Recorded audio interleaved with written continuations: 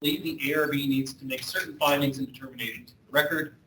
Verification that each member is participating remotely, the remote participant's voice is clear, audible, and at an appropriate volume for the meeting room. Confirmation of their location, and that their remote participation comports with this policy. So, Board Member Albury, Ms. Michelle Albury, can you please state for the record your location and why you're participating remotely? Yes, this is Board Member Michelle Aubry, and I am in my residence in Alexandria, Virginia, and it's for personal medical reasons that I am participating remotely, and I do appreciate the approval of my request, so thank you. And I can hear all of you, so hopefully you can hear me. Yes, we can, Michelle. All right, Ms. Cameron was also going to call an enrollment, but I do not see her on the screen right now, so we're going to proceed without her. That being said, do I hear a motion that this member's voice may be heard adequately and that the remote participation comports with our remote participation policy? Second. Seconded by Mr. Zellman. All those in favor? Aye. All those opposed? Any abstentions? None. Motion passes. All right. Next, the ARB needs to determine how long each member of the public will be able to speak during public comment periods. The public will be allowed to comment after consent agenda items and after each action item as is standard ARB practice. I move that each member of the ARB will have 3 minutes to speak. Sorry, I cannot make that motion. All right. I look for a motion for how long any member may be able to speak. Burns. I move that each member of the public will have 3 minutes to speak. All right, do we have a second? Seconded by Mr. Kalinsky. All those in favor? Aye. All those opposed? Abstentions? Motion passes. All right, get that out of the way. That's much quicker than 6 minutes it normally takes. All right, one other notification. This meeting is being recorded, and the recording will be posted online within 10 days. With all that out of the way, we begin our board meetings with the reading of Statement of Purpose and Intent of Historic Overlay Districts, and Mr. Kalinsky has graciously offered to do so. Okay, so the Historic Overlay Districts are created for the purpose of promoting the general welfare, education, economic prosperity, and recreational pleasure of the public through the perpetuation of those general areas or individual structures and premises that have been officially designated by the Board of Supervisors as having historical, cultural, architectural, or archaeological significance. Regulations within such districts are intended to protect against destruction of or encroachment upon such areas, structures, and premises, to encourage uses which will lead to their continuance, conservation, and improvement in a manner appropriate to the preservation of the cultural, social, economic, political, architectural, or archaeological heritage of the county, to prevent creation of environmental influences adverse to such purposes, and to assure that new structures and uses within such districts will be in keeping with the character to be preserved and enhanced. Thank you very much, Mr. Kalinsky. All right, a few other housekeeping items before we go into approval of the agenda. So the order in which items will be heard will be set at the meeting following the approval of the agenda. Additional items can be added to the agenda at the discretion of the chair or proposal from a member as part of a motion. Applicants for initial or follow-up presentations have sent in drawings and other documentation to the ARB prior to the meeting, which is your project is being reviewed. So we do have your files on hand. We have looked at them. That being said, we ask that applicants please limit their presentations to 8 minutes for a first-time submission and 3 minutes for a resubmission. So when I say that, I mean for the presentation that you'll be giving to the ARB, not the amount of time you'll get in front of the ARB. There's plenty of time for questions and comments. But knowing that we have that materials, I ask that you try to limit your time. I will have a timer, and I'll let you know when you get close to that time just to move you along so we can make sure to keep our meetings within a reasonable time frame. With that being said, I would look for a motion to approve the agenda either as submitted to us or with modifications. Mr. Plummer. I'll make the motion to approve the agenda as submitted. All right, is there a second? Seconded by Ms. Orr. All those in favor? Aye. All those opposed? Abstentions? Motion carries. The agenda is approved as submitted. All right, Denise, do we have any guest recognitions or introductions that need to occur? Not that I'm aware of. All right, that takes us right into our items, consent calendar action items. Consent calendar action items don't require presentations. They can be taken up by the board for consent. That said, though, items for consent calendar do allow for an opportunity for public comment. So we have 2 items on the consent calendar at this point. If there's any member of the public that wishes to comment on either of those items, I ask that they stand up or raise their hand at this point so they can do so. Not seeing anyone doing so, so I'm assuming everyone's here for another application. So we have no members of the public commenting on the items for the consent calendar. I would entertain a motion. I move that we consider this item, but I had a question. Yes. Which deck is this? There were 2 houses side by side. One came in a while ago, and one came in more recently. Which one is it? Would you like me to answer, or would you like the applicant to answer? I'm just asking whomever is capable of answering. So this is the deck with the screened-in porch. It had the screened-in porch. So this is the older. The older, This yeah, is the end one. yes. The end of the wall. Thank you. And were there any changes to the design other than the things that were designated here? It's just simply changed to comply with the setback requirement. That is correct. That's to the best of my understanding. But if we'd like to have a discussion, maybe we should move it to an action item. You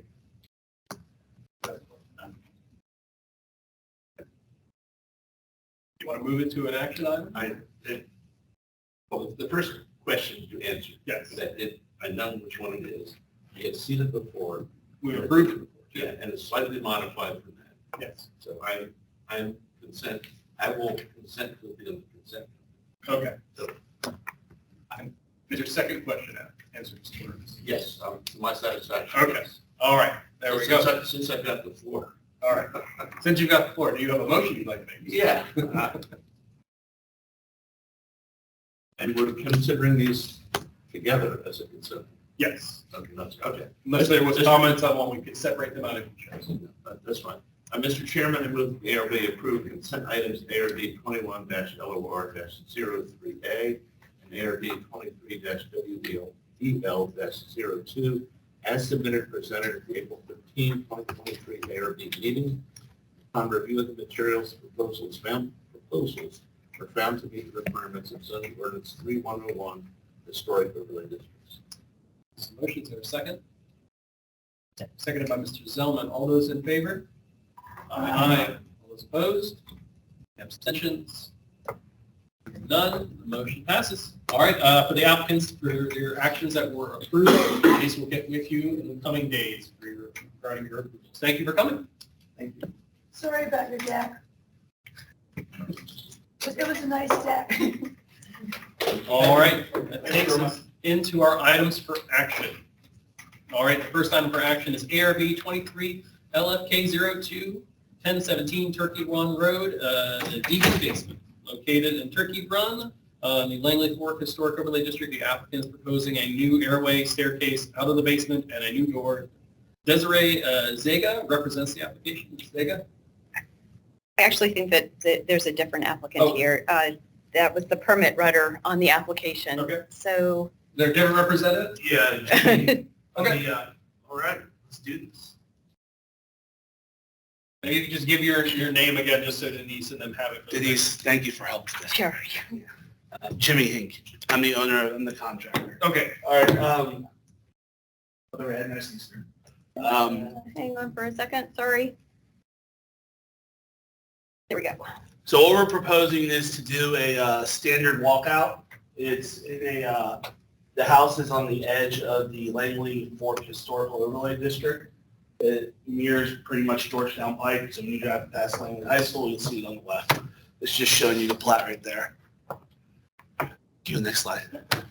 If you look right here, this is the architectural stamp drawings that were submitted to the county. It's showing in 9 to 10 steps following the side of the house, leading into the backyard. We're going to be using a standard cast iron black railing that goes on every walk-up. It's all permanent, all concrete, everything. 3,500 PSI minimums. It's standard build for a standard walkout.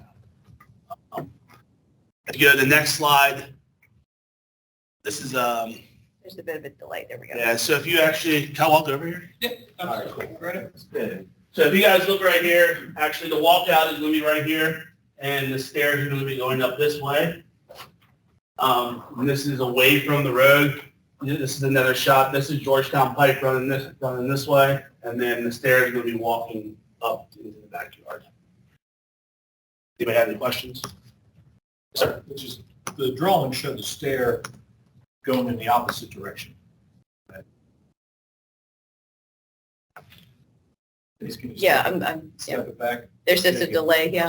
So underneath the two So this double is, ganged windows, it goes up to the left. To the rear. so Is there a change from that, or? no, that's right. So the steps are going to walk up, and then it goes back into the backyard. So if you look right here, this is your door, walks up, and then walks into the backyard. It's as drawn here.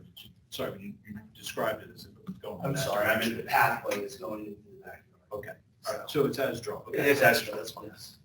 So, I'm sorry. It's all right.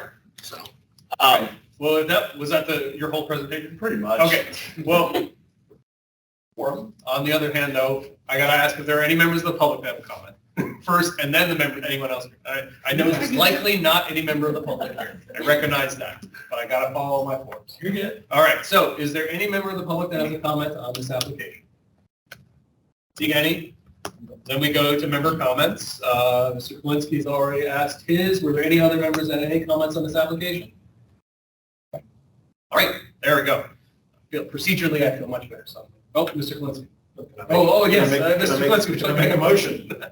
Mr. Chairman, I move that the ARB approve action item ARB 23-LFK-02, located at 1017 Turkey Run Road, McLean, tax map 0223-010054, in the New Langley Fork Historic Overlay District for the construction of a new areaway and staircase on the existing home, as submitted and presented at the April 13, 2023 ARB meeting. Upon review of the materials or proposals found to meet the requirements of zoning ordinance 3101 historic overlay districts. Second? Second by Mr. Plumpy. All those in favor? Aye. Any opposed? Any abstentions? Motion carries. All right, thank you very much, sir. Thank you all. Contributing nice shoes. You like it? Yeah. Very much, thank you a lot. All right, our next item for action is ARB 23 CTV01 Mount Gilead House Re-Roofing, located at 5634 Mount Gilead Road. This is in the Centerville Historic Overlay District. The applicant is proposing to re-roof the historic Mount Gilead house. Ms. Robinson represents the application. And I think, sorry, I got your presentation all pulled up. Great. Hello, everybody. Go to the next slide. This is for the actual Mount Gilead house that was built in 1785. The next series of photos is just going to show that the house has historically had a wood shingle roof. The dormers date at least to the early 1800s, because it's shown on insurance documents. There's an early, like 1909 postcard, shingle roof. Go on. Caps photo, shingle roof, wood shingle. Go ahead. And then when Lewis Lay bought it, it had a wood shingle roof on it. Today, has a deteriorated asphalt shingle roof. To the next slide. So there are issues with the roof rafters that the project is to correct. There is wood rafter creep that's deflecting, and if you go to the next slide, you can see there are splits in the rafters, all pretty much on one side, but we need to put in additional rafters just to bring the building up to current code. We'll keep the original rafters in there.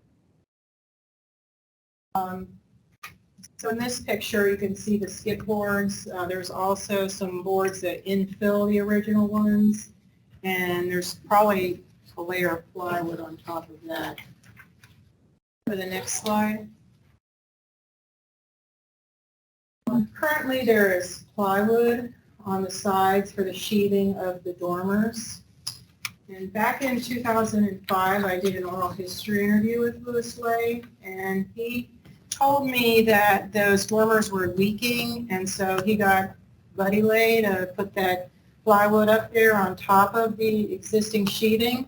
So we want to take a look at that during construction and take that plywood off and see what the original sheeting is, and if it's salvageable, keep it, but fix the water intrusion problem there.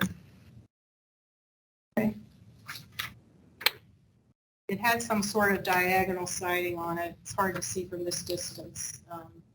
Hard to tell if it is a clapboard or if it's a beaded siding, but we'll know once we take the plywood off. Okay, next. So for the demolition, we'll remove the existing gutters and downspouts, which are just kind of your modern day profile. The roofing down to the level to be able to put the rafters in. We have to put the rafters in from above because there's no way to do it from below. Go ahead to the next. So we're proposing to put on new copper, lead-coated copper gutters and downspouts, copper flashing. As I mentioned, we're going to take a look at the dormer sheathing and try and put it back to how it was in the earlier photo with the diagonal sheathing.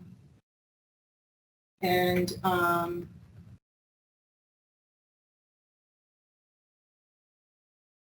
then replace the roof with we're proposing an EcoStar Seneca-shaped shingle. We looked at the wood shingles and we were just concerned about protecting what's left of the damaged roof up there. Go to the next one. Just wanted to mention there's a note on here to paint a wooden beam on the porch. What to strike that. It's not painted and shouldn't be painted. We're also going to be opening up the attic ventilation. There are vents existing on there, but it's covered with plywood, so we're just going to cut the holes in the plywood that you can see from the attic and install the bird screen. And then on the next slide, on the plans, it's a round gutter, not the round cover. Next is information that we provided on the Eco-Shake roofing system. The next page. Driftwood color. Here's a sample. Go to the next. Oh, that's right. I forgot we added this in. Russ Davis is here with the Park Authority, and he's put together this mock-up of the building with what it would look like with this shingle.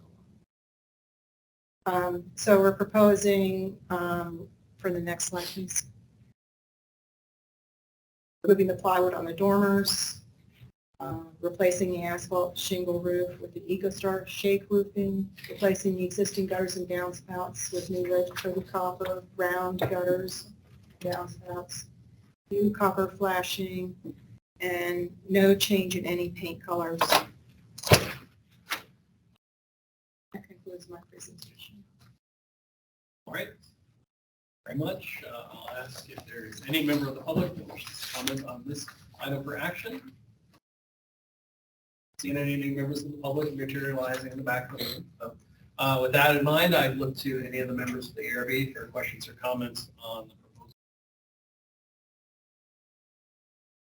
proposal. Closer with Yep, EcoStar. I think it's just nice that we have a material to look at. It's been a long time since we had a physical material on it.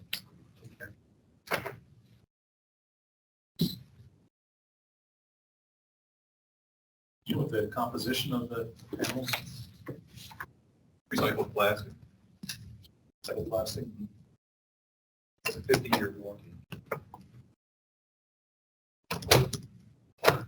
And so I guess, well, Melissa's looking at that, and I don't know if anyone else wants to take a look at it. So when you remove that plywood, the plan is to assess the condition, either repair if it's still repairable, salvage, or remove and replace and match in kind what's underneath. So once the plywood's removed, you know, unfortunately, there are a lot of nails going from that plywood into the rafters. And so we'll see, you know, they'll take it off as carefully as possible. We already know some of the rafters are split, mainly on that one side. All of the damages is on one face of the roof. The other side doesn't have it. That's why we feel that it's the water intrusion that's causing it, and probably something up at the ridge, let the water in. You know, plus they were experiencing a long time ago the water plumbers. Well, that's why I was curious about what you would find underneath them when you took that plywood material off. Well, yeah, he said that he left the sheeting on, so if it is in good condition, we'll retain it. So the idea is to retain this one as possible. My only comment, I had any other comments from ARB? Oh, Mr. Burns. Yeah, a couple of comments.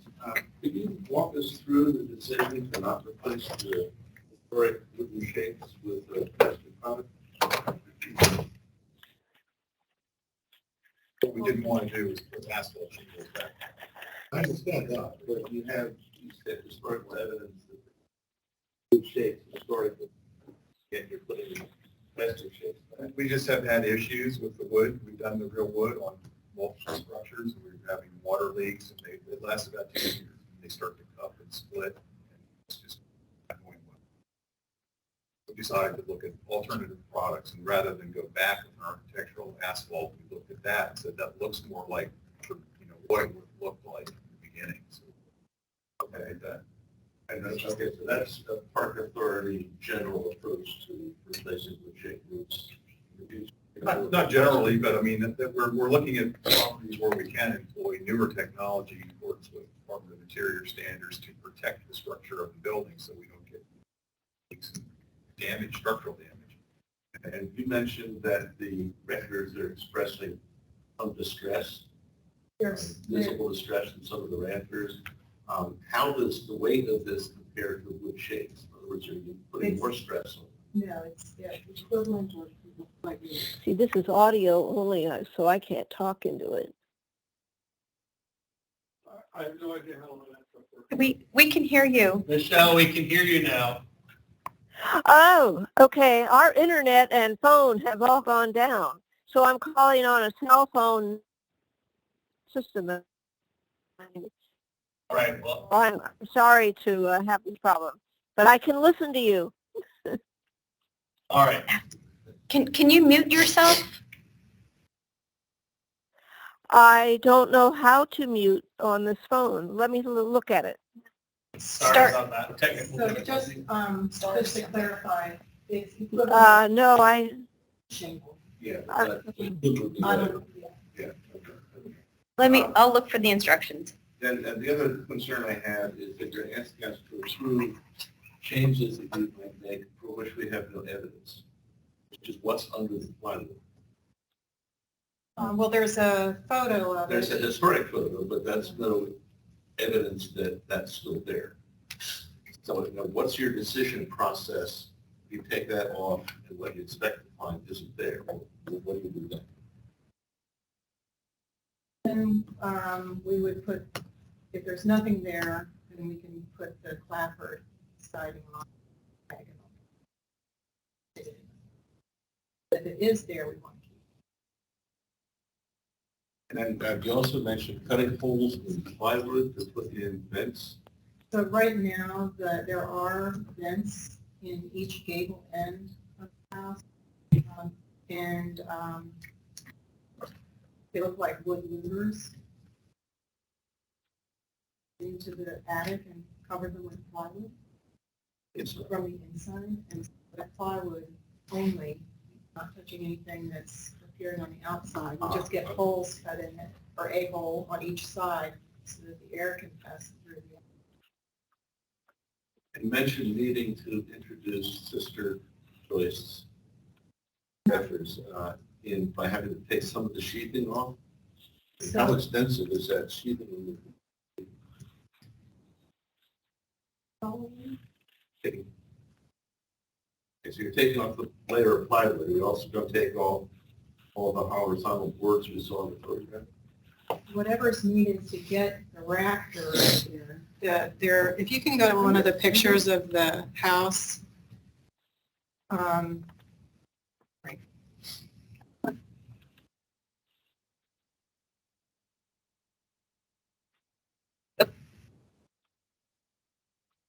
The picture.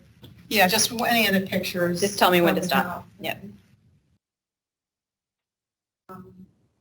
There. Oh, oh. So can you go back the other way Earlier, later? later. Sorry. There. Oh.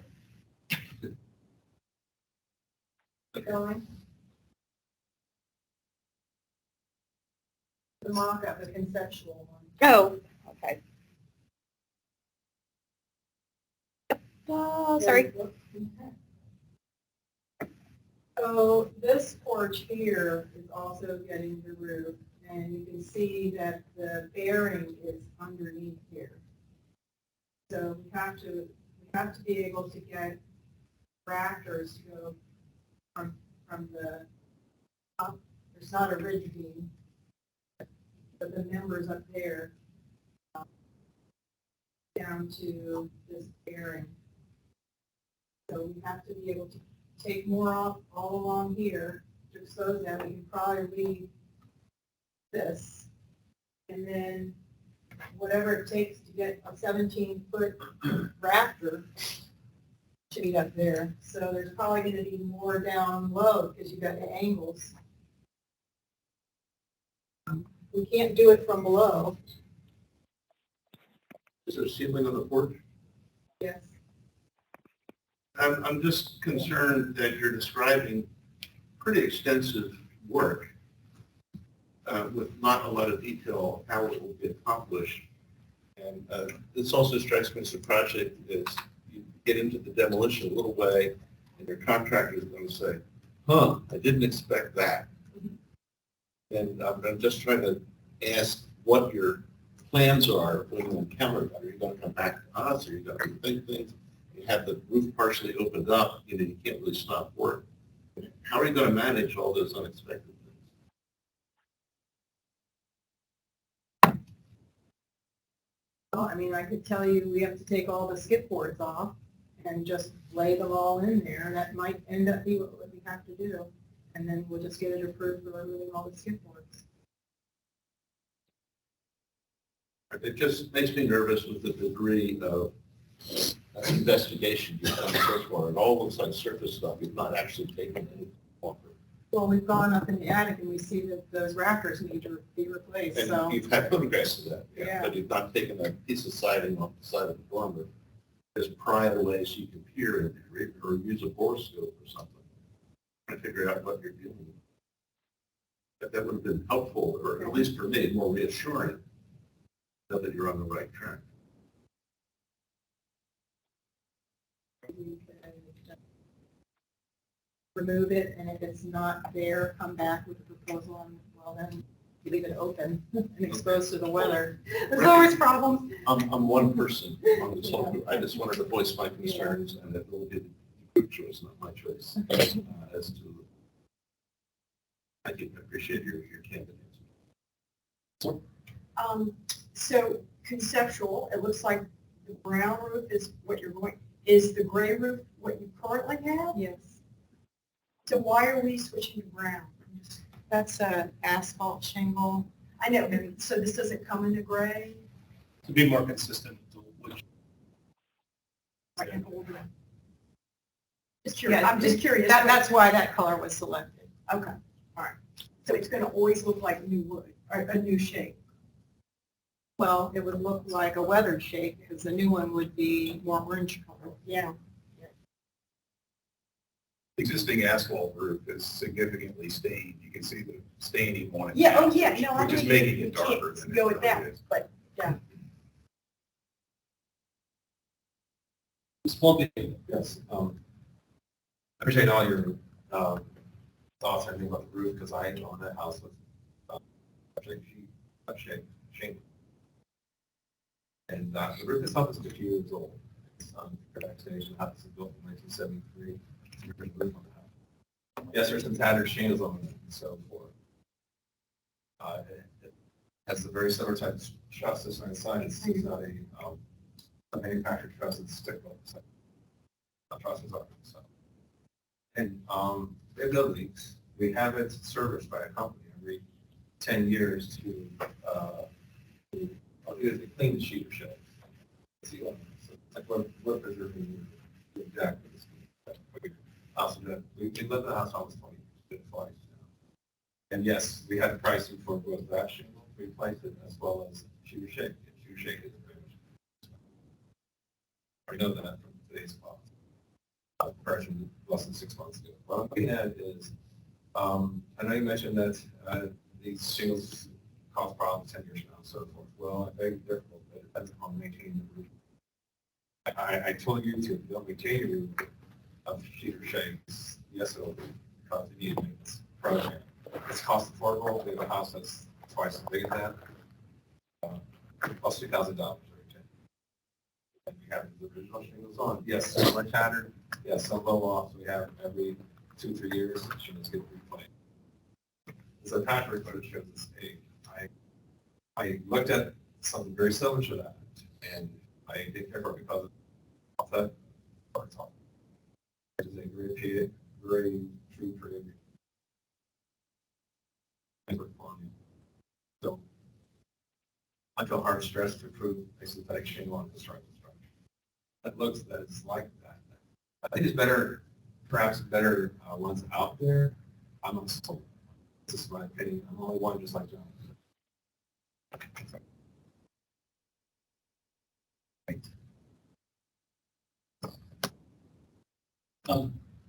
I don't know if I necessarily have as big of a concern with the shingle, the non-shake shingle, if only because I think I recognize the reality of county and other municipality maintenance programs. And so I feel like if I get a long-term investment that might allow me time, compromise to that. I think some of the concerns Mr. Burns brought up, though, I think are more, like that's what I was trying to get at with the dormer question of what happens when we pull that off, what do we find, what's going to be made fine. It's a pretty interesting questions that were asked we didn't know about, because I think a piece of plywood would be pulled off. And, I mean, obviously, if you're exposing something, it's not much worse than what's happening now. So that would have been very interesting information to have from my end. If I have more to add to that, and if there's any other members that have any other questions they want to offer. Sure thing.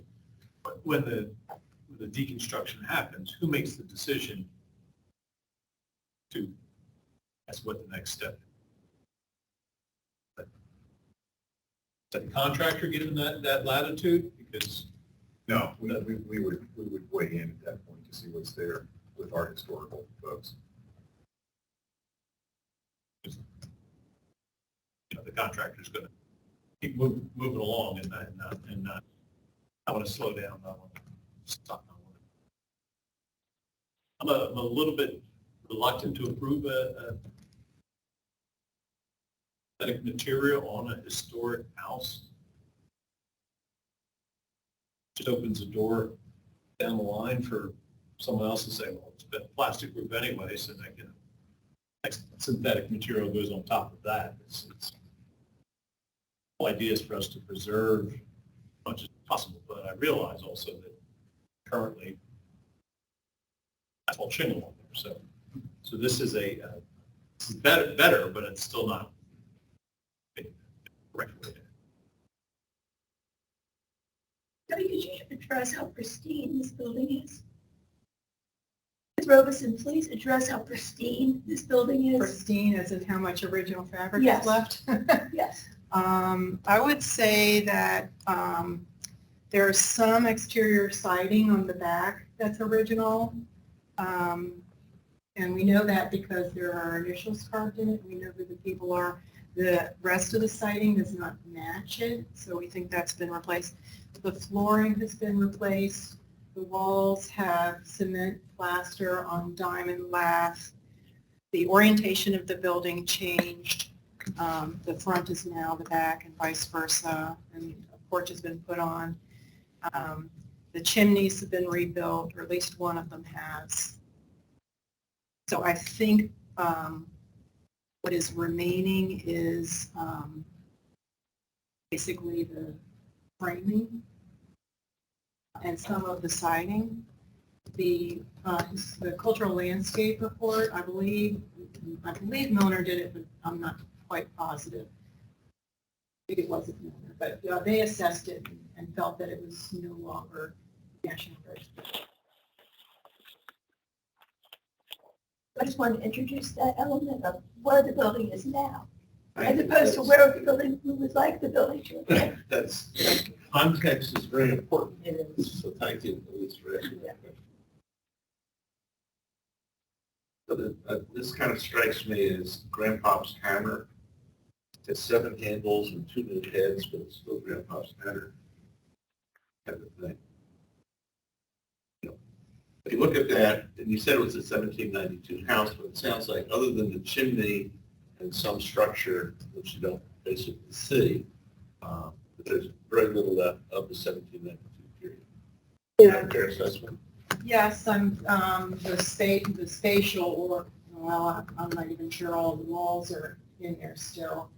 There used to be 2 front doors, and now there's only 1.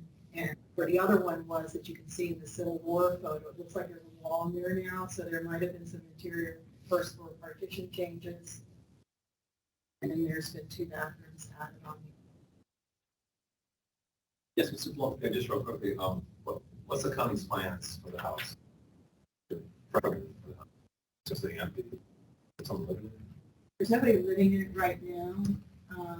I don't think structural engineer or company trying to just like write a letter saying no one's allowed in. So that's where the house is at right now. Once we repair it, I think it's potentially going into the resident carrier program. That brings an interesting question. If it is repaired, it goes in the resident courier program. This is, I think, some might call it new materials. When you have the old materials are gone, I'm more willing to be lax on it because it's gone already. So even if you restore it to which shapes, it's not going to be the original roof. So we're still always just kind of simulating what was there. That being said, if you have it in the resident curator program, I've got somebody there who can go up there and check on those shapes all the time. Got a do-gooder that's living in your unit. So I think my question for the county is, I mean, you talked about why some of the reasons is, I think from the board's perspective, what I'm hearing is, what if we felt like we wanted wood shingles? Is that a hard no from the county? We'll just do asphalt instead? Or I'm trying to understand where the county's position is with this, because we didn't talk as much about cost as much as materials. And I have to recognize as well, in a cost environment, that could be another factor. I'm hearing on the board back and forth, particularly by that point, and I could go either way, to be honest. I'd love to see wood shingles, but I'm also not against I did simulating. ask that question right before the meeting and was told that we have to go back to the historic preservation.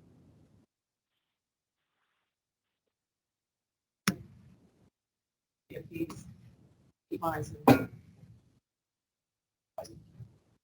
Yeah, He but real proposed literal, this. it's not. Oh, he proposed. So, This would be David, David? Okay.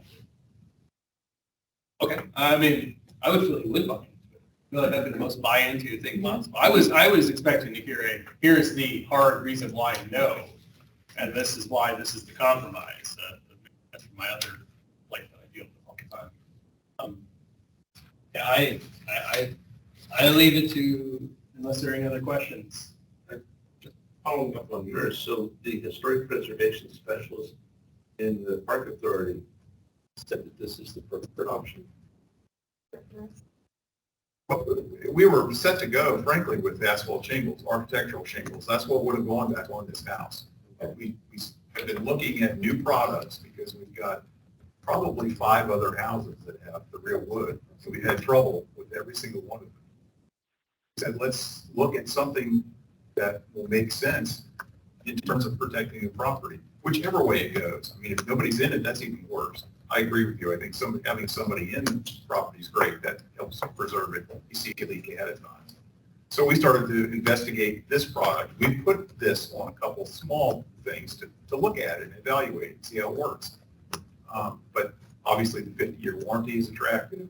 The fire rating is attractive. There are other things, and trying to get back to the historic look of the house was attractive to us rather than going back with an asphalt shingle that just totally, as much as they try to make architectural look like slate or whatever, it doesn't. You know what it is. And then there's other issues with the way the gutters have been installed that have been actually putting holes in the asphalt shingle. So there's a multitude of things. We never really considered putting real wood back on this particular property. Excellent architectural shingles. We'll see the sample.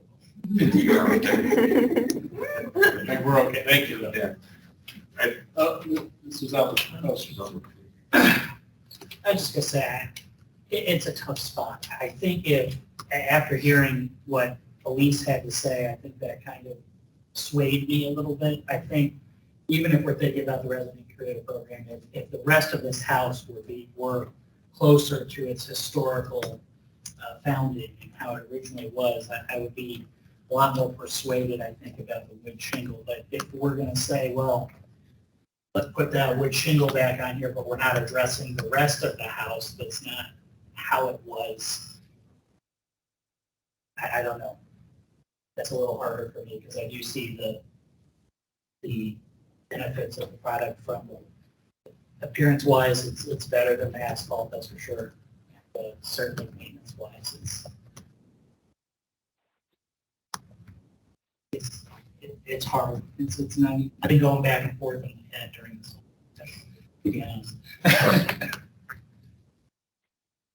Mr. Burns. In response to your comment about using it in this situation, you also mentioned you've got 5 other buildings with wood-shaped shingles, and I'm concerned that if we approve this, the next time one of those needs to be re-roofed, we're going to come back and say, well, we already approved it here, then we're going to hear that again and again and again. So it's, maybe this needs more thought. Or perhaps you could evaluate those houses and how much, if they're eligible for the National Register, and maybe put the wood on those. I don't know, but I'm concerned about setting a precedent. It's okay to use artificial shakes in I will say, historic. Sure. What I will say, unlike a court of law, we are not governed by precedent of our prior decisions. This board has very clearly told others that we've changed precedent. We've changed our opinions in the past. Okay. So we are entitled to say we aren't necessarily on board fully with this, but we would potentially approve it for this circumstance and totally not approve it for another. I think I'm more in the mindset of Mr. Zellman if I kind of look at it property by property. If we're not, I mean, obviously I'm all for restoration when we can do it, but if there's so little of a property here now, I'm almost wondering if what we're spending our time on. That's kind of my thought on it. But again, I think we're a divided board, so it'll probably be an interesting vote, but no matter what, unless there's any other questions, I will need a motion. I can't make it. Mr. Zellman.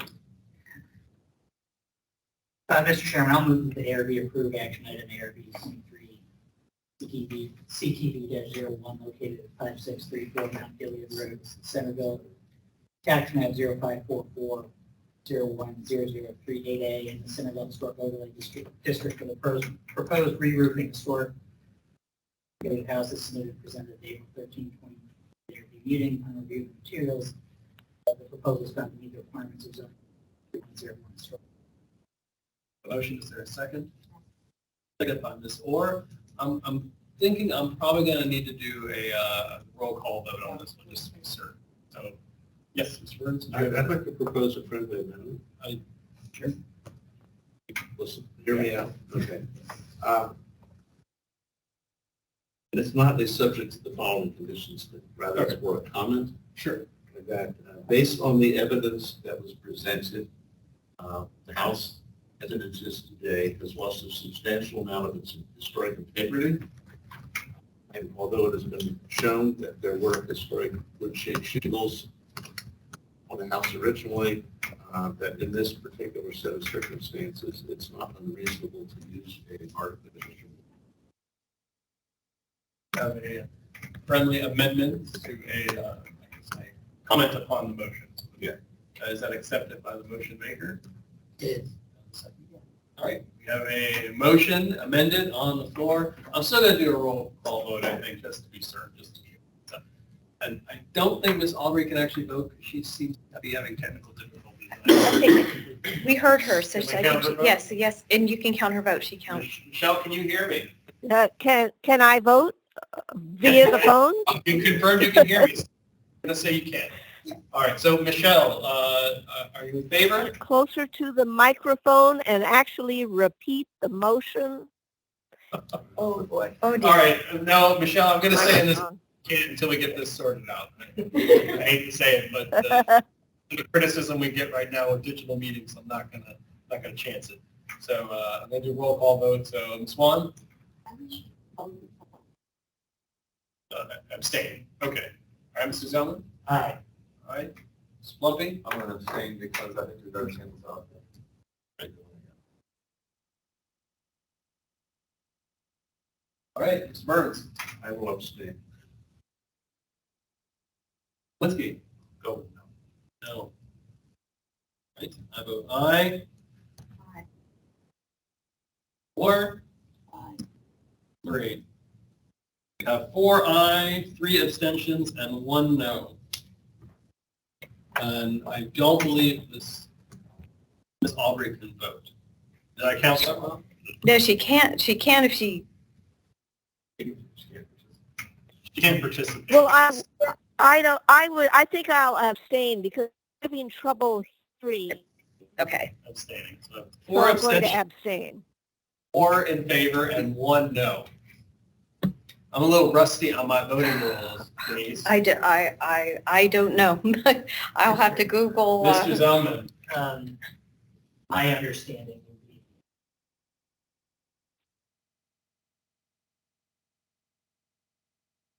I believe so. That's I right. think So it has 6 members would have to. That's my understanding. all right. Well, this moment the motion fails, if there is another motion. Hang on. Yes, There, I guess. yes, Mr. Plumby, is it a question or a motion? I have to somehow get them back in here to show me some other samples. I just went online now, found the product called Brahma. Questions a lot better. Also using better. Or ABA, sorry. I don't mind using a synthetic as long as it looks good. Something that looks good. I like a lot more. Very good. I don't know how to do it. I don't think, so because we're drifting into workshopping, I would suggest that if we're asking that the applicant, motion has failed to pass, the applicant wants to defer their application and come back with a better conversation on the shingle submission. That could be one route we could take. There could be a motion to deny, obviously taken up as well by, it's only one vote to no, so that would be Mr. Finsky.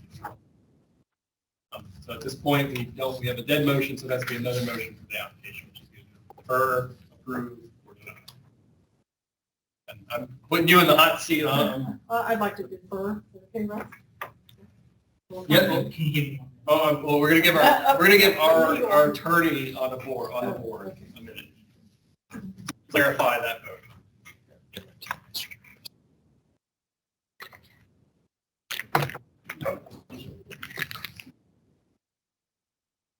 second meeting back, and I've got controversy. Technology failures. Mr. Chairman, Yes. Ms. Wong's been very helpful with our bylaws. And in section 5.3 of our bylaws voting, any action shall require the affirmative vote of the majority of the voting members present. Majority. So to me, that means my initial answer. Present. I think there are 9 of us, including Michelle. That's not a majority. All right. So it would sound like you were going to be okay with us deferring on this one. Be okay. Back. Okay. Joe, I need you back in your seat. They haven't voted. Okay. All right. Confirmed that that vote did not. I get us a recorder stuff. Okay. It did not. All right. So, They do need it. Yes, they.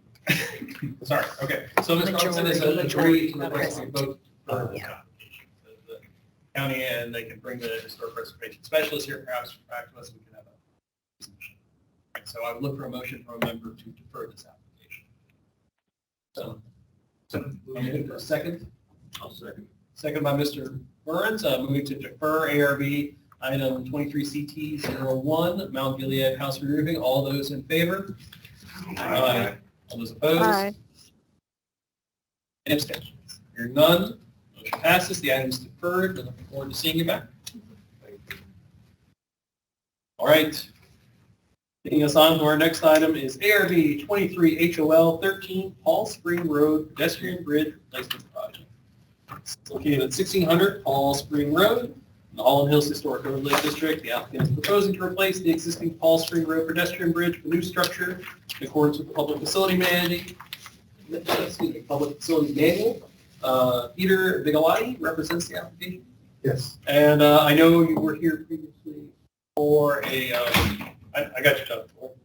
I know you were here previously for a workshop, right? Correct. Yes, okay. So I also know that this is in the Holland Hills Overlay District. So Mr. Burns, you have a statement we need to read before we can move. Thank you, Mr. Chairman. I, John Burns, under Virginia Code Section 2.2-3112B1 and 2.2-3115H, declare my personal interest in transactions brought before the Architectural Review Board involving the Holland Overlay District. Specifically state the following for the April 13, 2023 ARB meeting. 1. Action items ARB 23-HOL-13, pedestrian bridge replacement at the intersection of Paul Spring Road and Rippon Road. ARB 23-HOL-14, solar panel installation at 1909 Martha's Road. Workshop item ARB 23-HOL-15WS, deck replacement at 7414 Rebecca Drive. All the Holland Hills Historic Overlay District. The nature of my personal interest is that I own and reside in a home that is valued at over $5,000 and is located in the Holland Hills Historic Overlay District. I'm a member of a group of 3 or more persons who are members of which are affected by the transactions. I am able to participate in the transaction fairly, objectively, and in the public meeting. All right. Thank you very much, Mr. Burns. That out of the way, I'll have the floor. Okay, as mentioned, I'm Peter Vigliotti. With me is Chuck Henniger, our consultant designer, who's assisting us with this project. We'll jump into this presentation. As you mentioned, the bridge is located at the intersection of Rippon Road and Paul Spring Road. Next slide, please.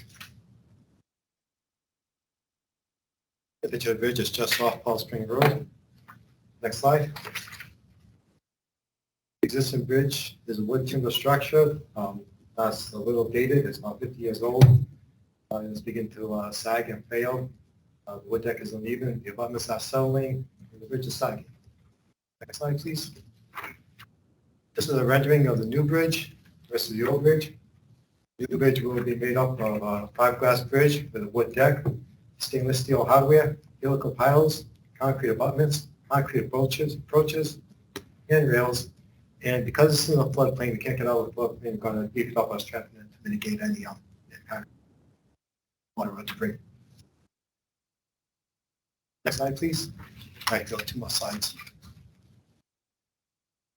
Right now, the cost is about $150,000. We're trying to complete it in about 3 months. We're going to shut down the bridge for about 3 months to do the work. The lifespan of the deck is about 20 years. The fiberglass should last about 50 years. That concludes my presentation. All right. Didn't think we should be quicker than the other gentleman on the basement stairs. So, okay.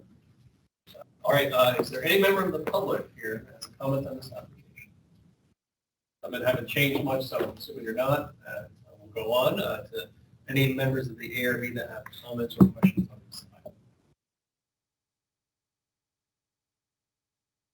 I'm going to give Mr. Burns a break because he always has comments on things. I'm going to ask mine. So basically, you were here for a workshop session previously. Can you kind of give me any assessment of anything that's changed since the workshop session? Well, I was having a hard time piecing that all together because I was trying to find the prior submission and seeing if anything based on our prior comments. we kept everything similar. One of the questions that came up, if you go back, I think it's about 3 slides, please. Yep, there you go. One of the issues, and you want to talk about this a little more, was there was a question about the handrail height of the handrail along the ramp versus the handrail on the bridge.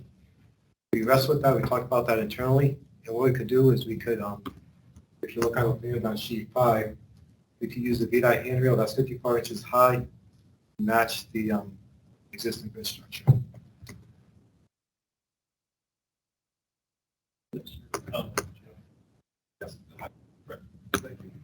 Well, that was okay. So, but as shown, you're not doing that, but you could do that. We could change, we can modify the plans to address that. That's our standard design, basically, Okay. is the 42-inch high rail with 54 pedestrian bridge, but the standard that we're using allows 54 inch, so we can go to that. Okay, that was my only comment. Yeah. Obviously, Joe, Thank you. do you have a preference to go to that, or? I would like to go to the height. Okay. The other higher rate, That was my preference too. unless consistent. Mr. Burns? Yes, so the photograph you're rendering does not show the 54-inch height, it shows the 42. Correct, yes. The plans were modified to So address. if we didn't make a motion, we need to put a condition that the end rails need to be the same height as, or 54 inches. Is the height of the rail on the bridge itself 54? Yes. Yes. The detail for the handrail is in the plan on sheet 5. To be type 3, we would specify type. What is the material on the concrete section of the handrail, the panel material again? The ramp is concrete and the handrail is going to be metal. So is it a mesh?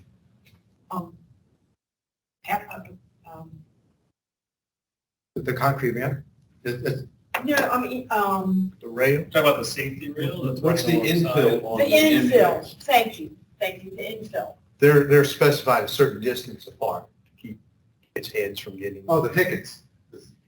I don't have It pictures. looks, Yes, it looks like it's a Yes, mesh. yes. They're metal. They're all Yes. metal. It's Yeah, a metal. they're metal. Yes, it's all metal. So why do we change materials? Why do we change to that versus using the same? The bridge is fiberglass. The rail on the bridge is fiberglass. It's lightweight. We use metal handrails. Because there's no fiberglass standard for that. And That was part of the last time we had a workshop. We were concerned about the height mismatch of the two. Yes. Yes. To Ms. Moore's question, it appears as though you have, say, 3 panels on those guardrails on the concrete above. And those panels seem to have infill in between them. In other words, you've got what, look like metal pipes, the Sections, yes. sections. Yes. What's in between the sections? Are those Those are separate pickets. little balusters? Yes. Which are smaller? Yes. Just smaller? Yes. Yeah, do you know what the Yes. And there's actually a detail in the plans if you look on sheet 5. sheet 5? Yep. In the right-hand side. Can you see what it is? Yeah, it might be a little small to see. How's that going? We get 2 over there. And I think they're 4-inch spacing. They're going to be narrow enough so a little kid doesn't get stuck in it. So the type 3 at the It's on the bottom bottom. left. Yeah, bottom left.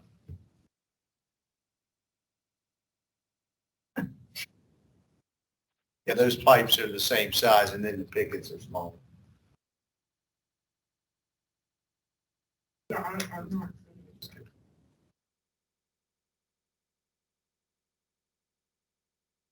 Is that essentially the same design that they use on the bridge by Mount Vernon and Bristol?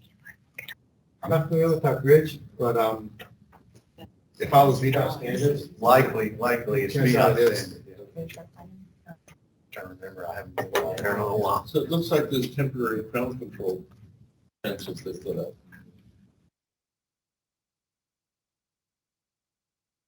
It's a little more sturdy. Oh, here. Well, yeah. But to get it to the 54-inch height, do they simply have longer pickets? Yes. Or do they have this sort of crossbar at 42? And Actually, yeah, if you look at the detail, so it's the bottom left run. yes. Uh-huh. But it's more articulation to it. That's nice design. That's actually better. Show on type 3 bicycle railing. Okay, yeah, Yes. That's the detail Yes. used. Okay. We'll re-specify that on the drawing. Yeah, this is the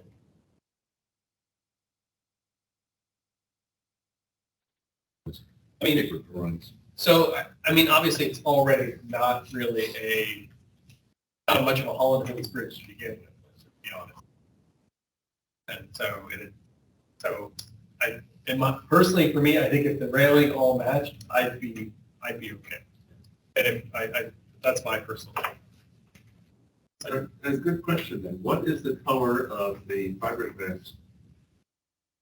It's like a greenish color to match the green forestry, if you would. It's like forestry. Okay, is there any reason why the metal pipe sections couldn't be the same color? Usually either make them galvanized or black because they weather over time. The county standards call for black rail. We could specify that. We like the VDOT standard because it's more sturdy than Have it railing on the bridge. on the bridge. I don't think so. Especially yellow.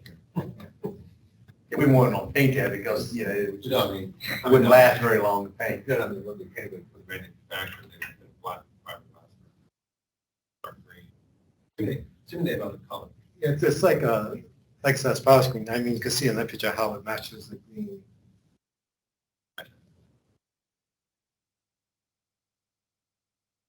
And would black be a preferable color to silver?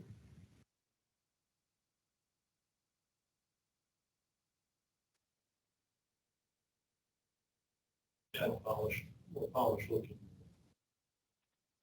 That's what I'm- Like, I think it goes better with the green Yeah. hue. Silver or black? Silver? I prefer black. I think silver.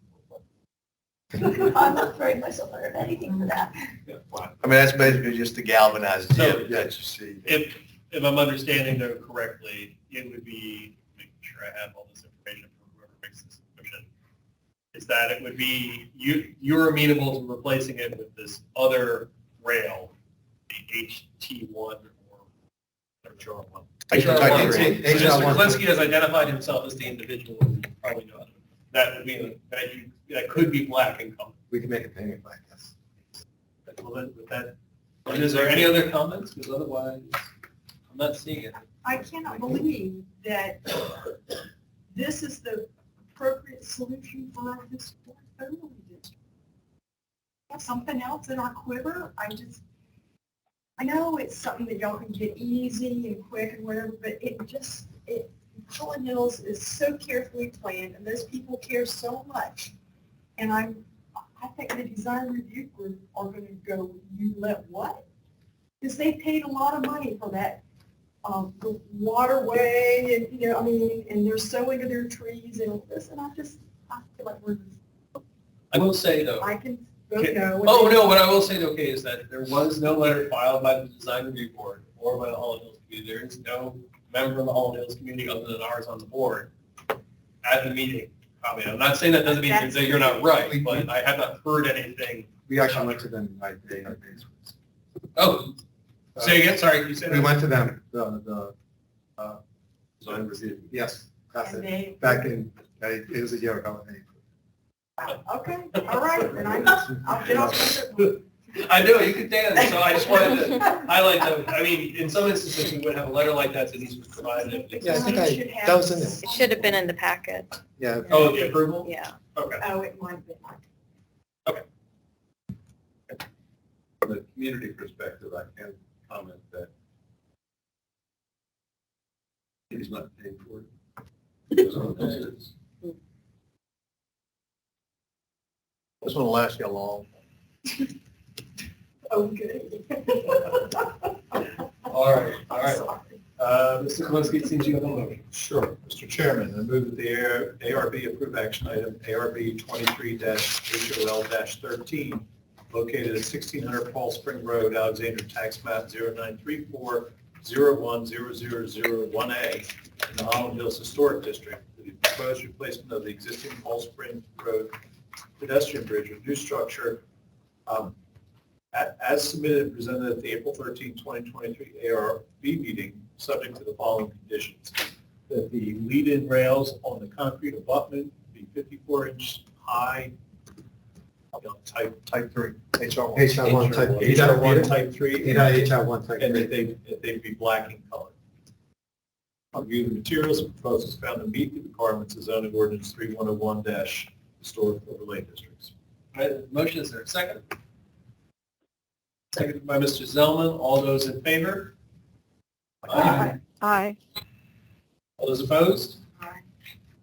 Opposed, all abstentions? Abstention, Mr. Plumpy, so the motion carries with one abstention and one nay. All right, thank you, gentlemen. Okay. No. Kate. Oh, she did? Oh, okay.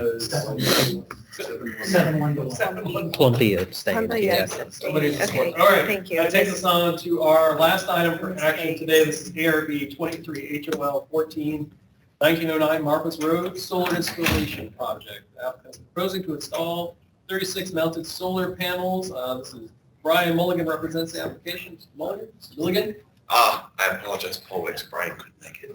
Okay. So, but I That's sent all in, right. I sent in the presentation, just a brief background about myself. I was a hydrologist in the state of Maryland for 12 years, dealing with groundwater contamination. And then I taught high school biology for 12 years. And now I teach solar because I did a lot of projects with solar, and it was a better way to reduce the particulate matter in the air and make air clean for all our children. So I love what I do. It's a vocation. It's not a job. Brian had listed all these reasons why solar is great. We can go to the next slide. I got 3 minutes or what? Is it 8 or 3? Last time I was at a workshop. Okay, so the most important one is the DRC already approved this project back in 2021. Next slide, please. This is the proposal of the solar array on John's house. He's here in attendance, so we do have a resident of the community here. Next slide, please. So this is the one we did at Darren Pagoda's house. I also helped him get solar in his house, and it's, next slide, please. This is his permit that was passed by the county. Next slide, please. And next. And Darren's house is 0.2 of a mile from this proposed site. And Darren recommended us, and this is through Solarize Nova. I don't know if you guys have ever heard of Solarize Nova. It's a cooperative program.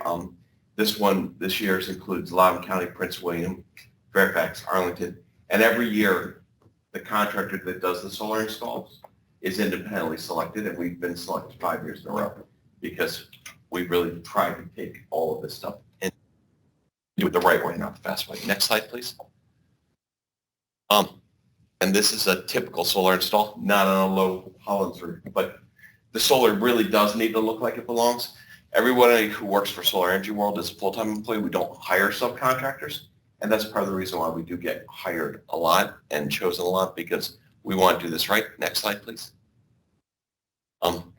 We have, it says 18,000 installations. We're up to 20,000 residential installations, and we are the only company in the Mid-Atlantic who's selling solar, who uses solar. So we actually believe in what we're doing. Next slide, please. These are all the reasons why we've been chosen by Solarize Nova. it really is to protect homeowners if they could care. Next slide, just real quick. And this is another reason, and this speaks to why I came to work for solar.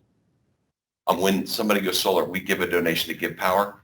Give Power installs solar panels in third world countries that decontaminates dirty groundwater. And I used to clean benzene, known gasoline carcinogen, out of the groundwater.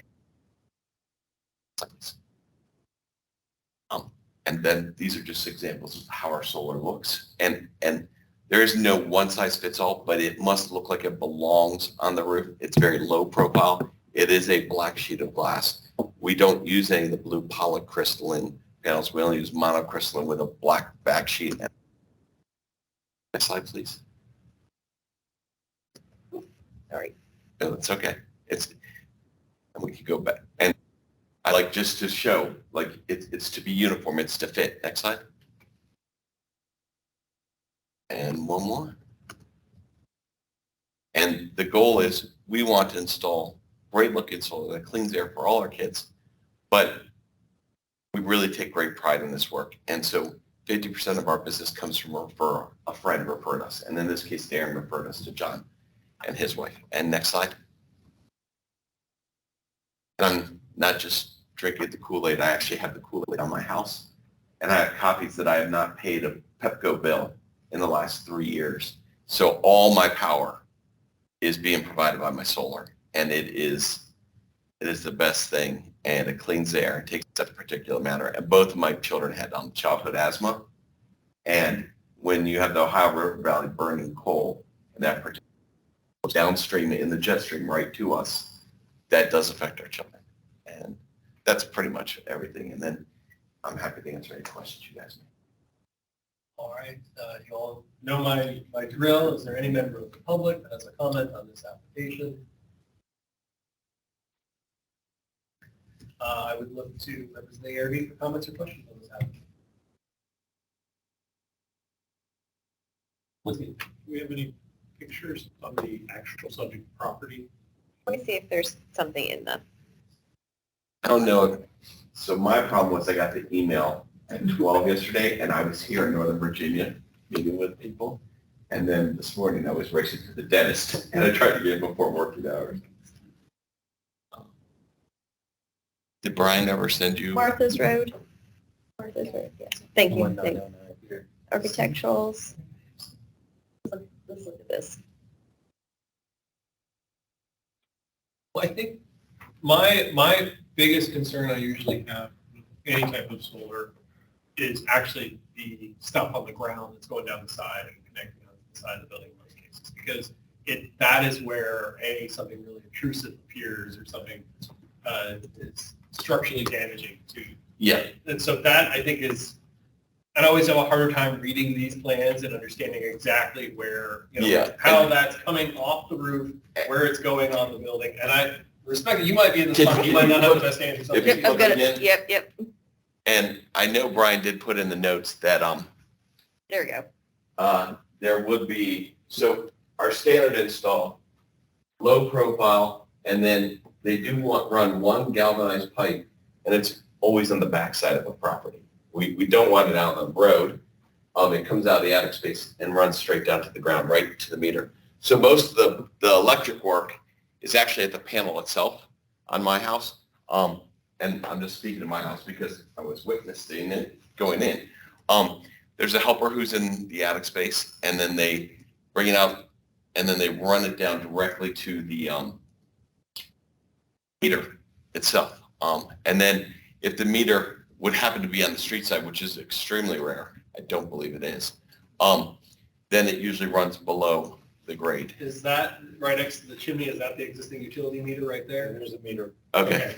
So that helps me interpret this plan, E001, because that was kind of what I was trying to understand. And so then it is one galvanized steel pipe that's about half inch diameter. And What's the height of the panel, to the top of the panel off of the roof? it's about 3 inches off. So if we can go back to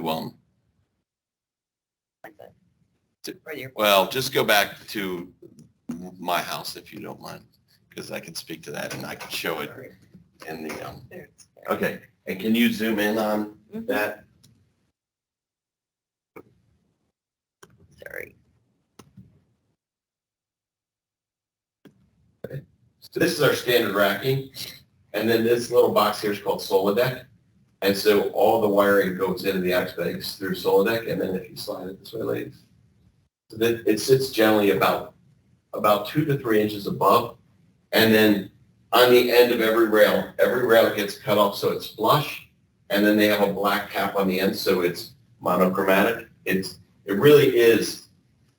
And then go towards the end of my project, because there's a lot of, or the end of this presentation, maybe we can slide down. Keep coming. So back one side. Mm-hmm. One more. One more. Yeah. So we do a 30-year warranty because we're really over designing this, and if you could slide this up just a little bit. So we do a 50-year epoxy inside the O-ring, and then slide down, ladies. And so when it gets bolted into the rafter, the epoxy comes out up a little bit now, ladies. Comes out this channel, and that way we know we have a watertight seal. So, and then just zoom down. Or make it lower. So it's really doing it the right way, not the fast way. And so now we're going to slide back over this way, ladies. Towards me, or the next slide. Next slide. The next slide. Sorry. Okay. That's why we do a 30-year warranty. Everything we're designing on this is designed to last, and so it's a 30-year warranty because we're building this to last 50 years. So, and then we're. I'm not questioning that it's a good No. But I'm interested in is literally how it looks at the side of the house. Oh, I Not on the understand. roof. Now we're going to go to the next slide, because this is where it makes the biggest difference. And then zoom out, make it so we can see all of this. This is what we don't do. And this is where solar gets lots of bad names, is conduit runs like this on the roof. So I've shared a lot of our solar, and Darren's is in the community, and the DRC's there, and they've seen it in the community, and they've had a chance to walk up and observe it, because it needs to look like it belongs. I was called, we never leave spaghetti on the roof. Or if I was here wearing spaghetti on my shirt, you'd be like, why is Paul Wicks wearing spaghetti on his shirt? Because it shouldn't look like this. We don't use the blue polycrystalline with the white back sheets with the silver frames, and we don't loft them up so that wind gets underneath them so they fly off. And we definitely don't use the PVC pipe, which will biodegrade and crack, and then. So to recap, there's a single conduit that comes off the array off the side of the house, and that picture, Denise, that you had up was the house where the chimney was. That is where it's going to connect to the utility. That's what I'm understanding. And I think Darren has notes, or Brian had notes in there that was going to be on the backside of the chimney. So he might be coming on the other side. I don't know if the chimney. Let me see. Right behind that little white wall you saw there on the west side. This one. Here, let me go back. Right behind that white wall. Right. Okay. Right here. And there is, You can see and I think you can see there is some cable that already comes down. I don't know what, that's probably the power, that's probably the service tail, the cable that's from the electric company. Yeah, I was going to say, looking at the drawing, so that's where it's going to go. Okay. And so from what that's my understanding is that's a conduit that comes down, connects there where that other equipment is already hanging down. And the problem we have with Holland Hills houses is their fronts and their backs are not, well, their fronts and their backs aren't always their fronts and their backs. That's the other thing I'm always trying to get my head around is what part of the house is the presenting side of the house that I'm trying to make sure I have a grasp. What you see there is essentially the street view from the street. The roof is very shallow.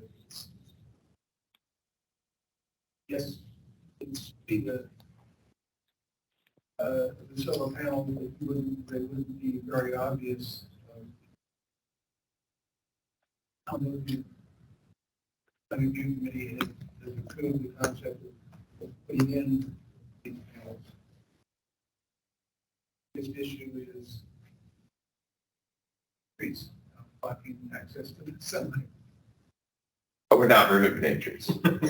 We are not removing. Mr. Glinski, is it possible to arrange the panels so that they're not on the street facing side? So above those sliding glass doors there, that's the most obvious place that we're going to see them. If I'm not mistaken, looking at your arrangement, you have a row. Yeah, can we go back to the CAD drawing of it, please?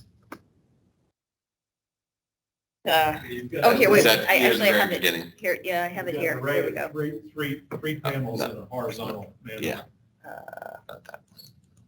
Couple pages up from that. There you go. Yeah. That's what we're all looking at. Yep. Okay. And so, yeah. You're speaking of, so here's the chimney. And then you're speaking of these three and. Well, ideally, those three, if those were relocated somewhere else in the house, Yeah. that could be.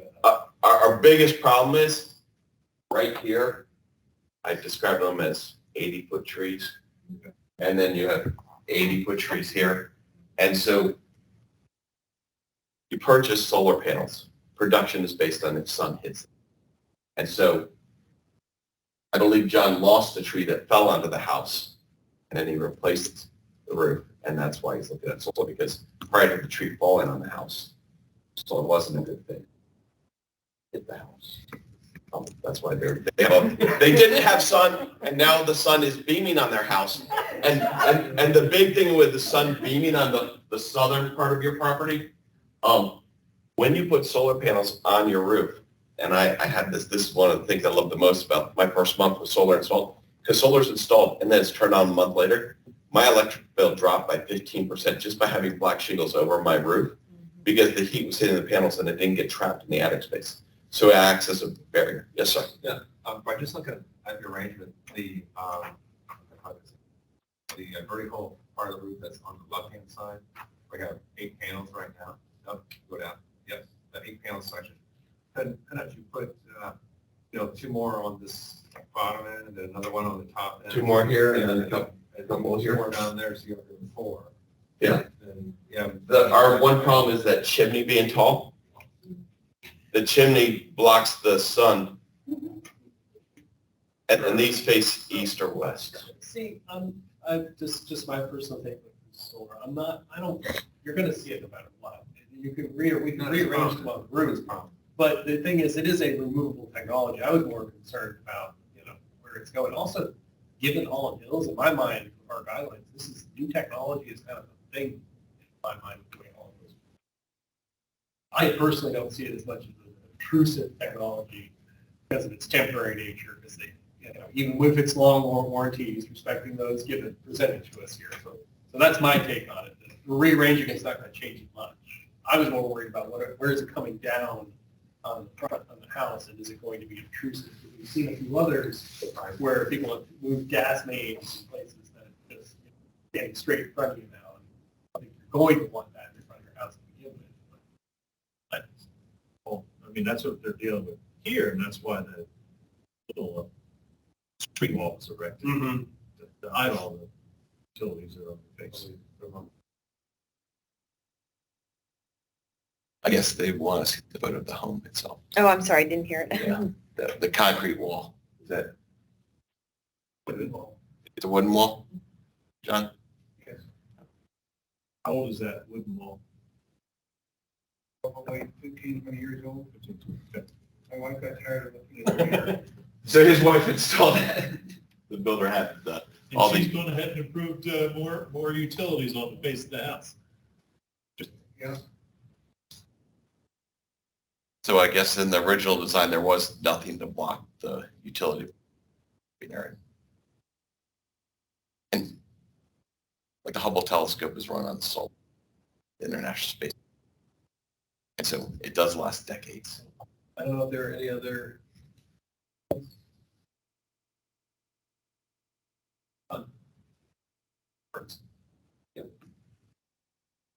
I looked at this house. I walked down the park behind it, I walked the street in front of it, and I shared Steve's concern about the view from the street, but I agree that the particular orientation of this house, that's prime solar panel location.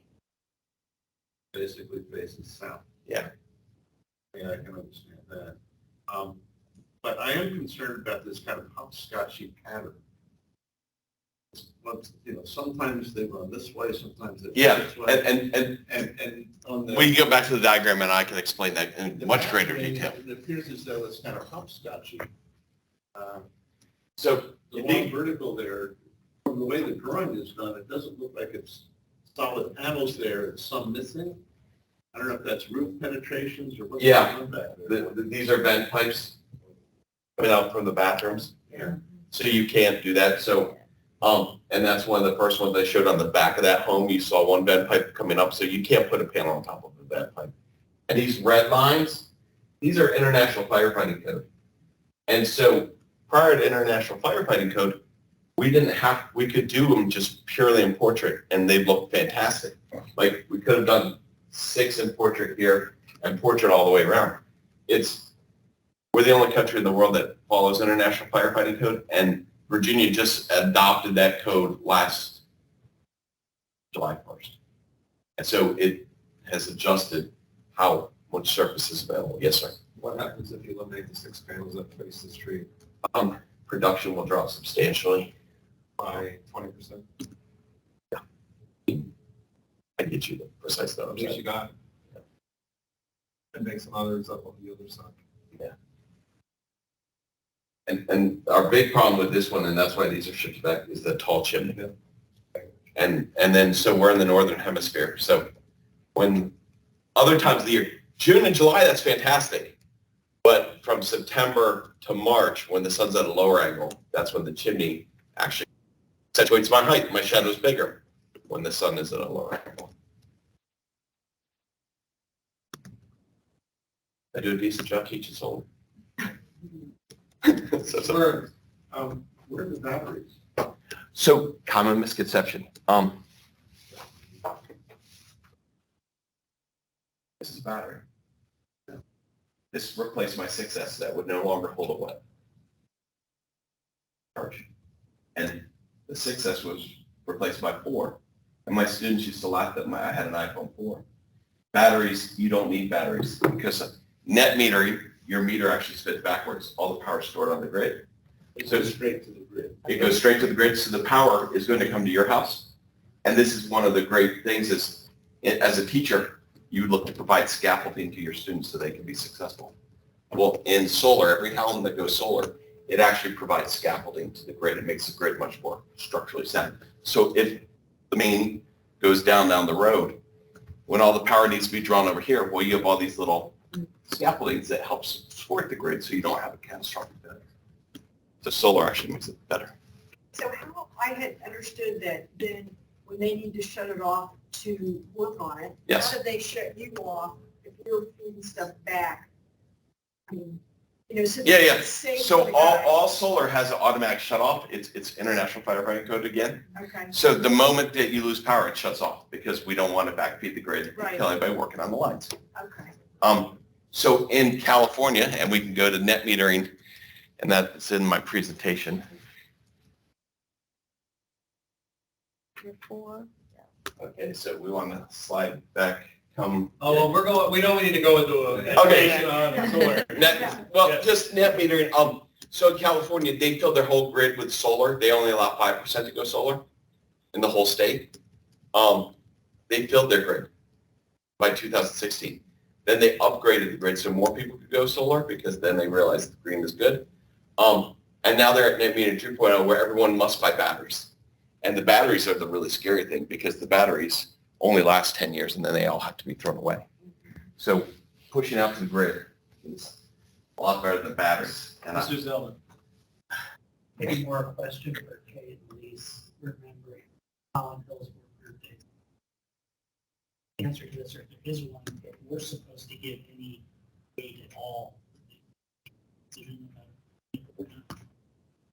Remember how So that's. the byline on this is that the DRC is a organization that can provide its opinions to us. They don't get to dictate our decisions. That was a big thing that Laura made a case for every time it came up in Holland Hills, is that DRC and ARB, 2 separate bodies. We don't have to listen to what the DRC says. However, we can always take it into account. Yeah. Okay, fair enough. Yes, Small. John, that means as a homeowner in Holland Mills, I don't need to pay any attention to what the Holland Mills DRC says? Oh, no, you got to come in with your homeowner, your DRB. That's a whole other problem on your personal level. That's, so I will just say what my concern was about this section because, and looking at the drawings, I see that all the stuff you're installing is actually going further in behind this, this gentleman's wife's wall, this wonderful wall that she's constructed, so. To help the appearance.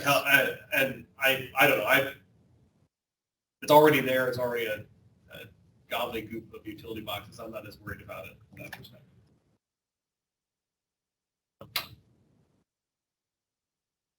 If there's no other comments, I would look for a motion one way or another.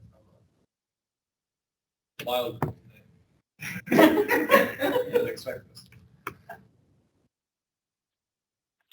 Okay. All right, Mr. Maybe I can Zelman. lose again, let's see. All right, Mr. Zelman, would you like to make a motion? I would love to. Mr. Chairman, I move that the ARB approve action item ARB 23-HOL-14 located at 1909 Marcus Road, Alexandria, tax map 0933040138 in the Holland Hills Historic Overlay District for proposed solar panel installation on the existing home. Submitted and presented at the April 13th, 23 ARB meeting. Reviewed materials and proposals kind of meet the requirements of zoning ordinance 101 historic overlay. Motion, is there a second? Seconded by Ms. Murray.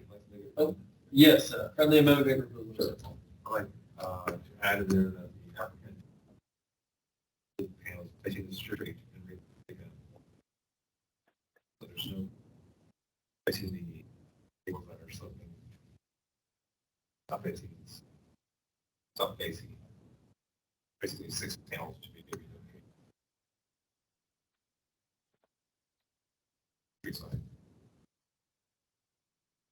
Well, I would ask one of the motion makers if that's a amendment you would be willing to accept, and I would also feel like I want to ask, since we do have a homeowner here, is that something the homeowner is going to work with his proposed design, just so we're aware of that concern?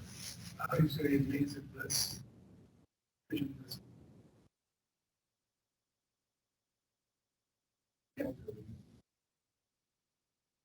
You're taking the home run hitters out of the lineup. All right, well, I leave it to the motion maker and the seconder.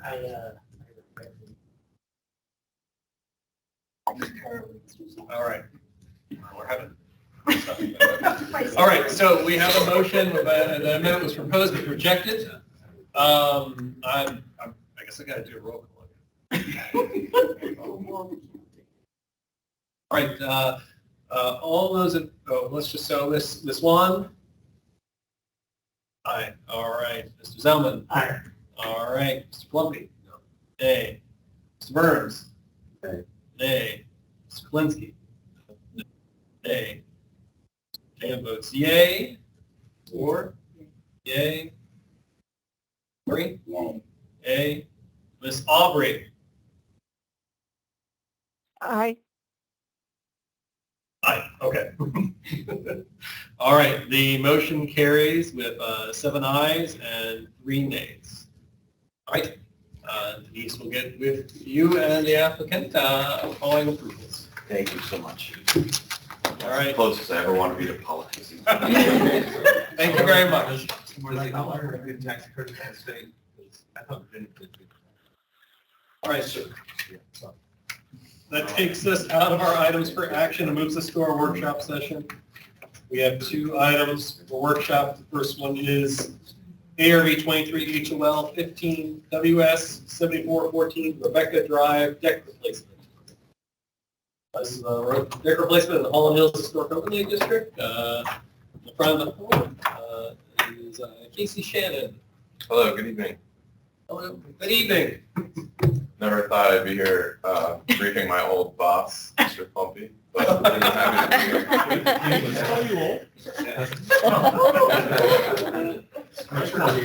here. You always say 51 years young, 70 years young. Thank you, everyone. Oh, good, I thanks. appreciate Thank it. you. Before I start, last month I met with the DRC. they're the ones that suggested that I do a workshop session, which I was happy to do before trying to get approval. You'll see the design in a moment, but they approved it with the one condition that the deck, my design, be lowered. It was like 5 inches, and I'll tell you why in a moment.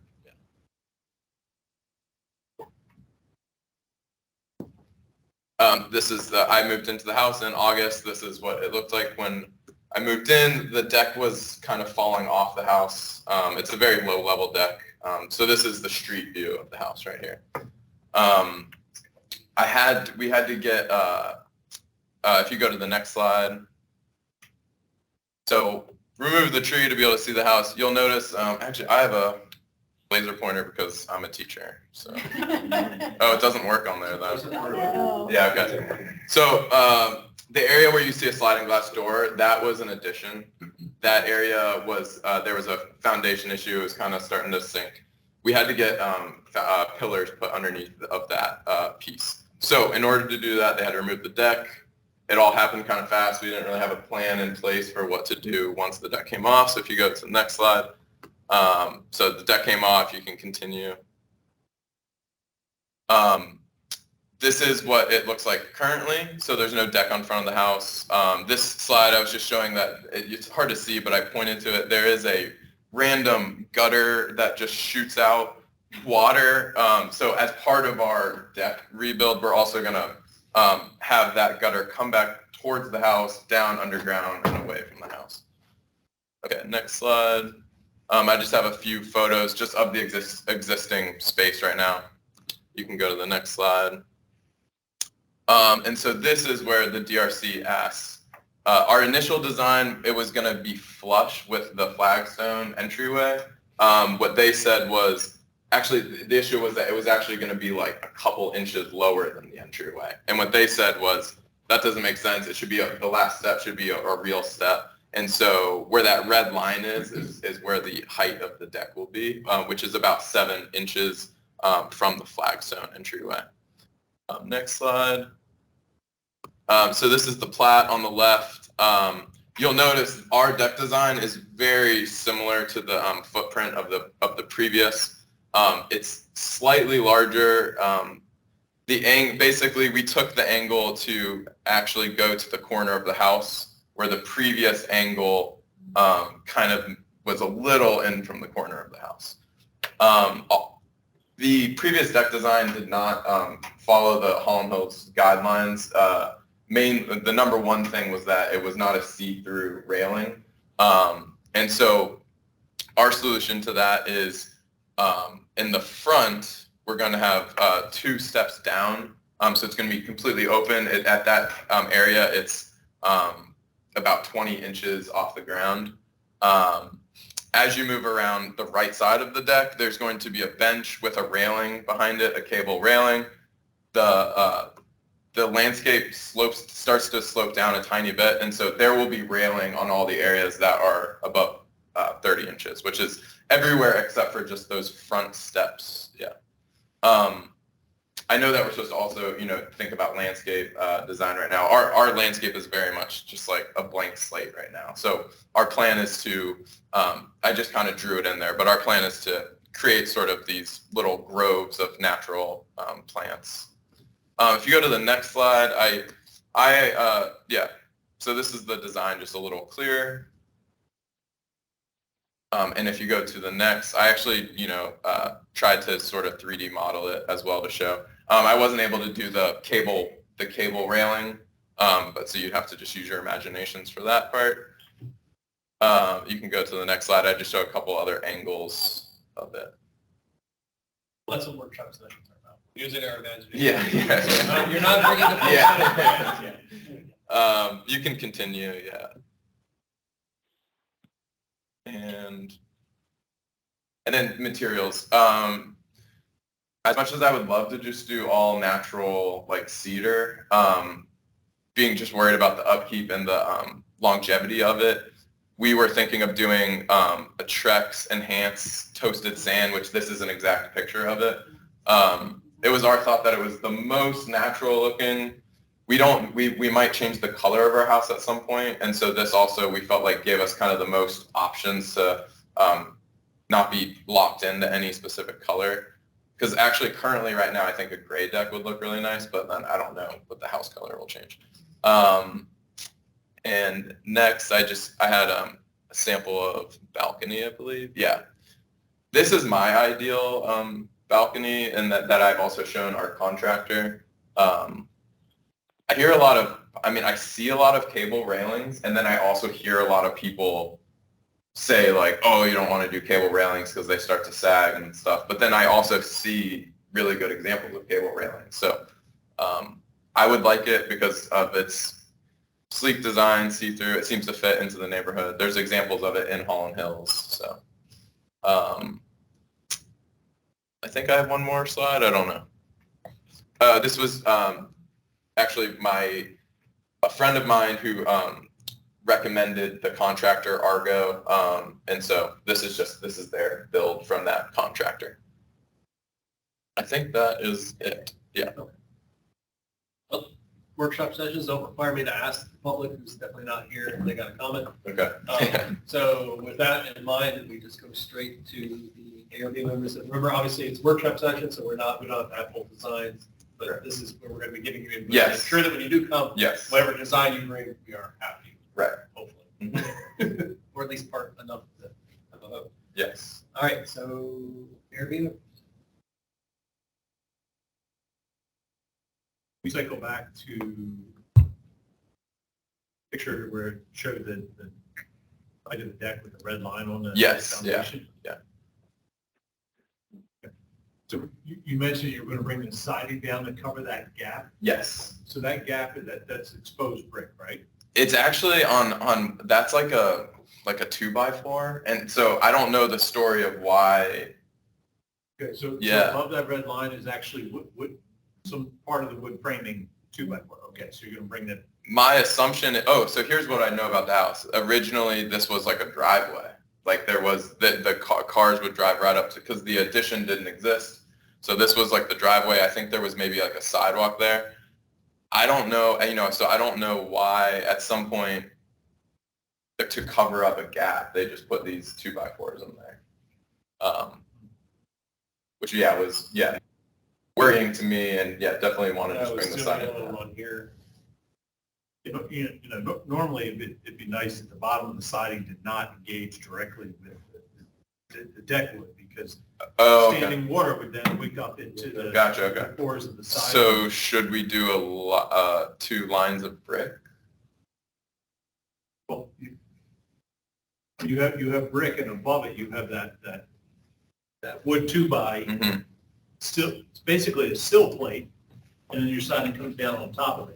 I just think I would do some sort of cover material on that, something that's PVC. Okay. So it wouldn't whip the water back up into your siding. Okay.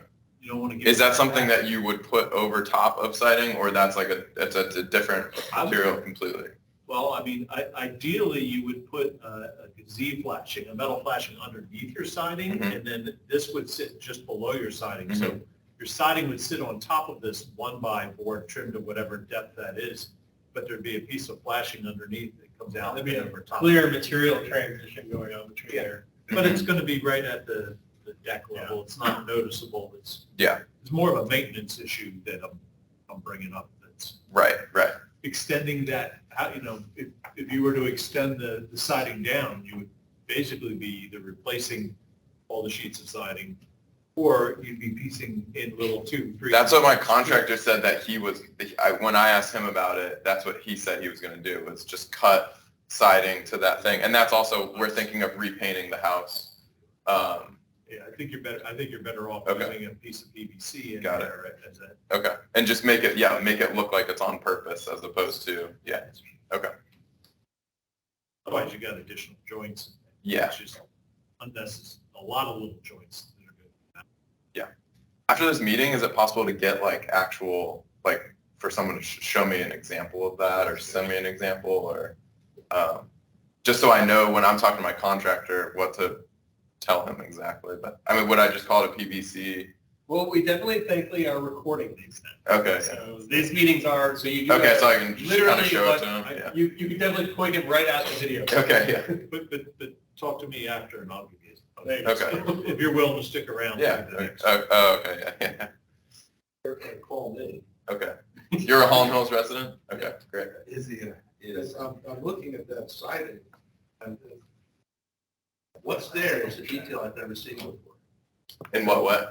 And that, I've just never seen it. You know, the siding come down. and Oh, yeah. Exposed wood structure beneath that. Right, yeah.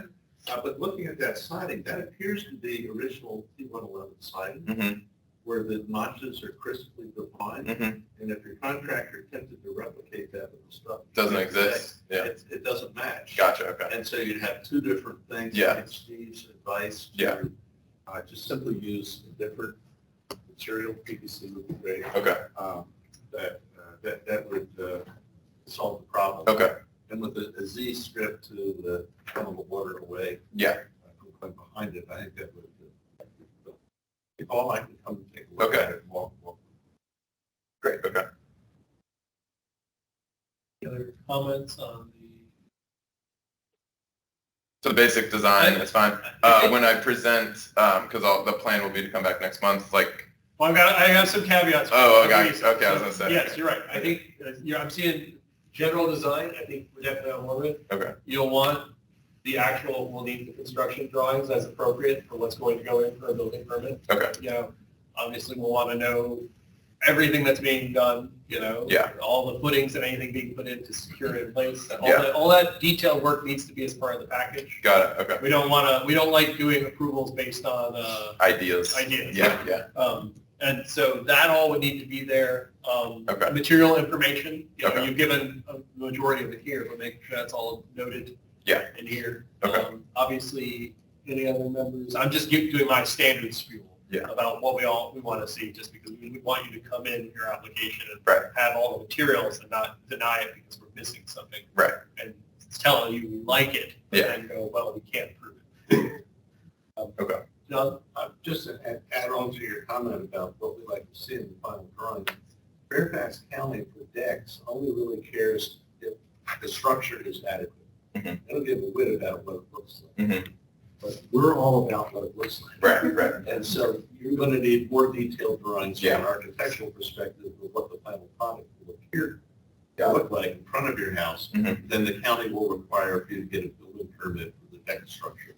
Got it. So that's the difference between us. That might be the. We're still trying to convince the county that there is a difference. Yeah, yeah. That we do care about what they look like. yeah. I That's did probably ask gonna my be the big point contractor. to make to the contractor is. Yeah. and Well, no, that's I did one ask reason- him, I asked him if it was possible to get architectural drawings, and he said, yes, for, it costs extra. So I was basically like, well, I know I'm gonna do this session, so now I know I need to get those, so, yeah. Okay. Great, Thank you for okay. coming in. All right. Thank you very Thanks much. for coming in. Thanks, Look forward to Mr. seeing Burns, you. nice to meet you. Yeah, see you again. Yeah, thanks. Yeah. And it looks like you might get Okay, yeah. a free drawing. All right, so that takes us on to our next workshop session. This is ARB 23 LFK 03 WS, 1100 Chainbridge Road. These are two paired together workshop sessions for demolition and new construction, Chainbridge Road. This is Mr. Jamori, right? Hey, Mr. Yes, sir. Jamori. How are you? Well, I'm going to speak. a wild night. Mr. Chairman, members of the board, good evening. Good to see you all after 3 years in person. I promised last time we spoke virtually about 1102 Chainbridge Road. I am back here representing my client on 1100 Chainbridge Road, and I ask you to move it to the next. Thank you. 1100 Chainbridge Road is located in Langley Historic Overlay District, sort of kind of right at the center of it, the intersection of Chainbridge Road and Georgetown Heights. It's a corner lot. It is currently occupied by a two-story frame and wood structure with a basement that was constructed in 1980. The parcel is just shy of 1 acre in size. The owner is proposing demolition of the entire existing house on the property and constructing a new dwelling in regards with the facade. Can I ask you to? Yes, yes, yes. If you, There's that. I think everybody knows. There we go. I have a bunch of pictures from the property, but bottom line, we took liberty to follow through with what we were proposing, which was found acceptable by the board on 1102. It's a different architecture, but the facade and the layout. If I may ask you to move forward, are the board members interested in seeing the existing parcel pictures? Well, I think from the grading plan's perspective, I think the biggest thing, as you might know from some prior ones, we're more, I think, personally, I'm more interested about if the house is not a contributing property to the overlay district. It's more about what changes to the grading of the lot, because obviously that can affect vegetation, trees, and can really change how things are seen in this overlay district. And considering the Friends Meeting House is across the street, I think I would want to know what's happening in the lot. And I obviously would look a lot to Mr. Plumpy on that. I think that would be the more helpful bit from my perspective on information on grading here. What's happening to the lot. I appreciate your request and your comments. This client has a tendency to very much screen the property from the roadway, neighboring lots, and we learned from, this is to the left, this is the left side view of the current house, and the disturbed land next to it is 1102, which the board approved demolition of the house and the construction of the new house less than a year ago. Not to go on a sidebar, but with this, my experience with Plus System had been awesome, as long as I was dealing with the process that we're going through now. But with the site review, it's quite different still. This is a view from the existing driveway entrance, which will stay in the same location, looking at Georgetown, towards Georgetown Pike. I believe the picture after that, this is looking down southerly towards down Chainbridge Road. This is the demolition plan. The thicker line along the perimeter right below where it says Lot 2 is the limits of disturbance. And as you will see in the grading plan down the road, but let me explain some things to you here. We learned that the board would like to have an existing tree inventory analysis. That has been done already, and it was in the packet. We are removing some trees, but all the trees beyond the limits of disturbance are remaining, and we make sure that they are in a condition that can be salvaged. Next, please. This is the tree inventory analysis that I mentioned to you, and shows what the proposed development is going to look like. The house, the driveway is more or less in the same. It gets extended a little further, but the front of it is added from the entrance to the left, but along the side, it gets expanded a little bit also. It is going to be bigger, but not very much bigger on the side. It's just the house intrudes into the existing footprint a bit more. Next, please. Building height information, if you're interested in knowing about it, we have a 35-foot maximum that we need to adhere to. It is meeting that requirement. This is the proposed landscaping plan. The shaded proposed trees to the left are what we propose with 1102. that we just incorporated it into this plan to showing that the screening along that side is accomplished in our opinion, and then we're doing the screening all along Georgetown Pike. Our experience with the board was that they wanted these properties to be screened from the remainder of the overlay district. The simple circle, larger ones that are shaded back in all directions by the intersection and the back, or all the existing trees that will remain, including the ones that are going to remain on the next door lot. Next, please. Maybe Denise, we missed the grading plan. Can we go back to the earlier on, because this is the proposed. Yeah. Please, yes, all the way right past, one more, please. One more. It doesn't make sense. Somehow the main grading plan is missing, which it does. I know it was in the packet. Can we go one more back? Yeah, sure. No, I don't think so, no.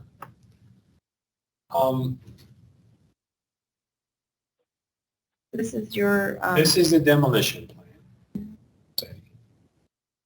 And there is a grading plan that shows, it is very similar to it's similar to this, but it is all about the site grading. Tree inventory. Yes, I am sure it is not worth the board's time. Right. There we go.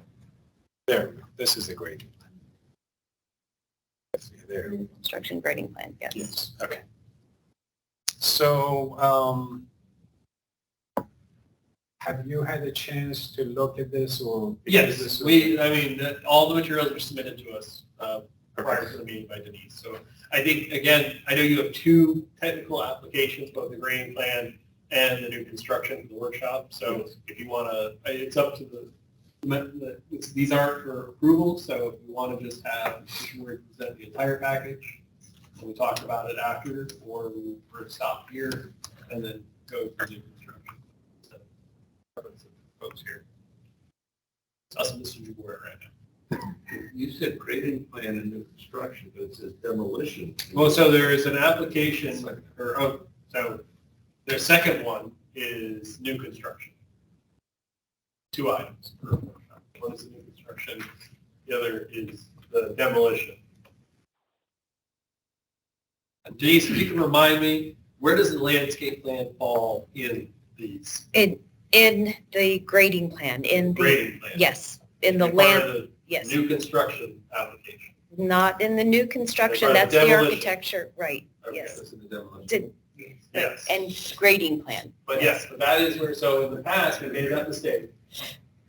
And so I just wanted to remind everyone of that. But I would say, and I'm not hearing objections to it, Mr. George, just walk us through your new construction plan too, and we'll do a whole talk about those. Sounds good to me. Actually, that's going to be awesome. So if you would please Yes. move on to the, this is the frontal view of what we are proposing. I have in the packet both 2D views and 3D views because the board was interested in looking at the 3D views. We sort of mimicked everything on this house similarly to what we did with the next door lot, because that seemed to be what the board members were interested in seeing. So the windows are similarly lowered, but not too close to the ground. The front doorway, the lighting. It is going to be a stucco facade, that off-white look with the gray shingle. Next, please. This is the right side view that has the garages. Next, please.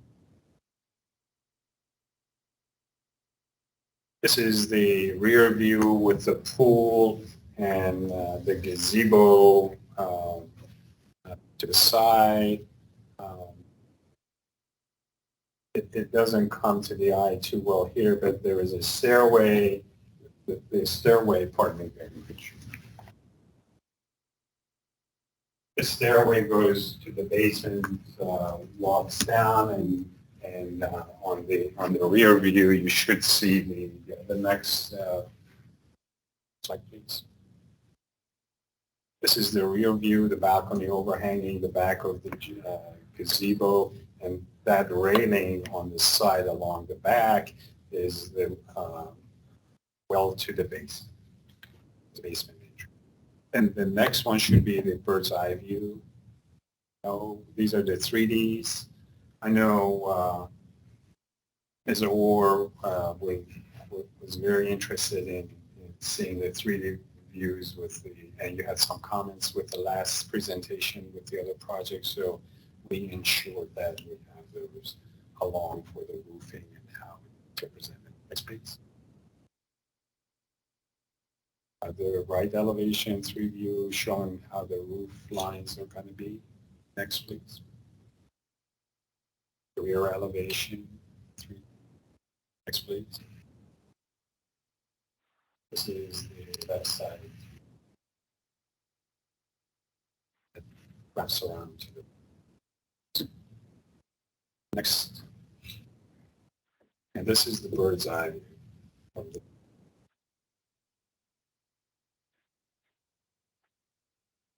And I think the next is going to start the architectural plans. This is the sample of the shingle, which is identical to the other development that we proposed.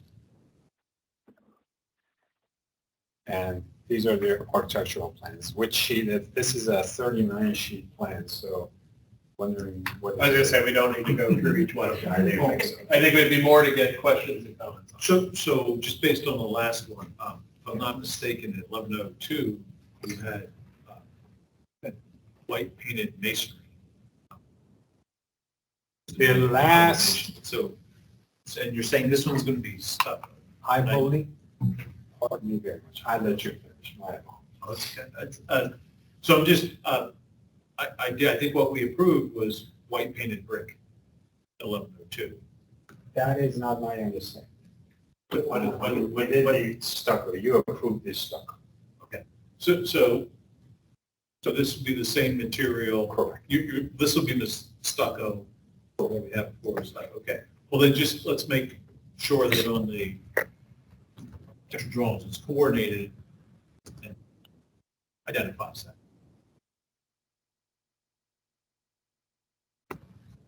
Right. Yeah, I thought it's a brick. Yeah, I'd have to go back and look at it, because I thought we did. I never stuck. I remember, well, okay, we're here talking about this set, and I think that is one thing that in particular, I think, one, I point out the comment about landscaping and obviously grading. I think we need to be cognizant that when we approve demolition that includes things like grading and stuff, we also need to factor in the fact that landscaping is a part of that. Otherwise, Mr. Jabori, I think when you came to us with landscaping, the last one, it came with new construction. Technically, it's not something we approve with new construction. It's correct, Denise? That's correct. Speaking that correctly? And yes, and there are considerations for how you may manage that as you talk about those two approvals together. Yes. So in my mind, the demolition plan, which is coming in, also is going to have grading that's going to occur as part of the demolition. And that's also when we would have a chance to have a comment on the landscaping. And I think my biggest concern with the landscaping here is, I understand that you're saying that folks like screening. It looks like this new structure that you're proposing, its footprint is huge. And we're going to lose a lot of tree cover here. And that's what I was trying to find, and maybe I wasn't seeing as a plan, is what is the tree? The tree survey is great. It helped me know about the trees, but I didn't understand what we were losing here. But maybe, Joe, you were involved with The trees are not identified as a cover tree, but that species. Some are shown, but all the larger trees, there's that as a tree. Underserved, I looked at. On the On your tree base survey, on the tree. On your tree survey, Um, how far is it? I guess.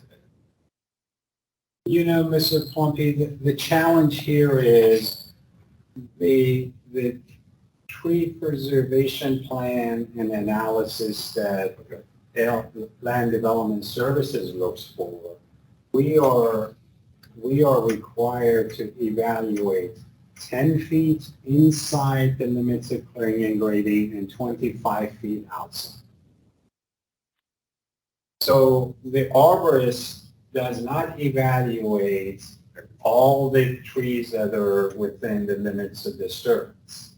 He only evaluates the ones that by code are expected or needed to be evaluated.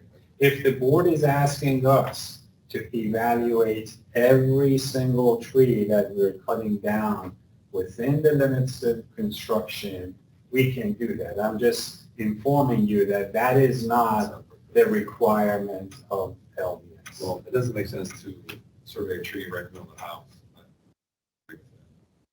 Ones that are outside, I can't bring it up.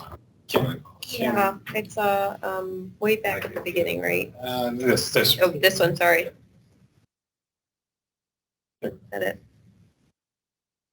So if I'm you just a voice skill. It's a little confusing to me. So Joe, I think you answered part of my question about where it said tree. I mean, I used to be able to, I earned a merit badge. I was able to identify the tree, so I was a little confused by when it just said tree on them. That usually was helpful for me understanding what I was looking at. But I mean, is it an oak, is it a maple, or whatever, and if it's in that critical zone, but right now, I'm looking at your proposed site plan, basic clear cutting, this is. You got that? That is, if Denise, can I ask you to zoom in, please? Sure. It's fine. Okay. All the bold numbers, if they have an X on it, indeed, they're recommended that they need to do it. If they have dotted X on it, it indicates that it is jointly owned, and we need to have that person is the joint owner permission to remove it. And we need to send, at the time of grading plan, we need to send a certified letter to them. To let them know that this is what we're doing.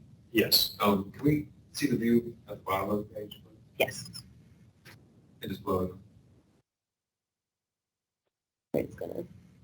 Okay, there. Just a little bit. Yeah. Number 10 is the only one that we're removing. There is some, within the VDOT right-of-way, there are some evergreens that are not, I mean, in the picture you saw, they haven't been evaluated at all. VDOT, we need to send. That's fine, you don't need to go on. I mean, basically, with the proposed grading, proposed surface pavement, house, there'll be nothing left on that existing tree-wise, so we should be really focusing on your new proposed landscape. Okay, so. Which is not labeled or anything, it's like a cartoon. Also, because that's there is a disingenuous, chart because there are trees there now on this, so those trees are going to go. Correct. Okay, so I know, I'm not saying you're disingenuous. What I'm saying is that, yes, you're saying there are trees that are there that might stay, but there are a lot of trees that are going to go.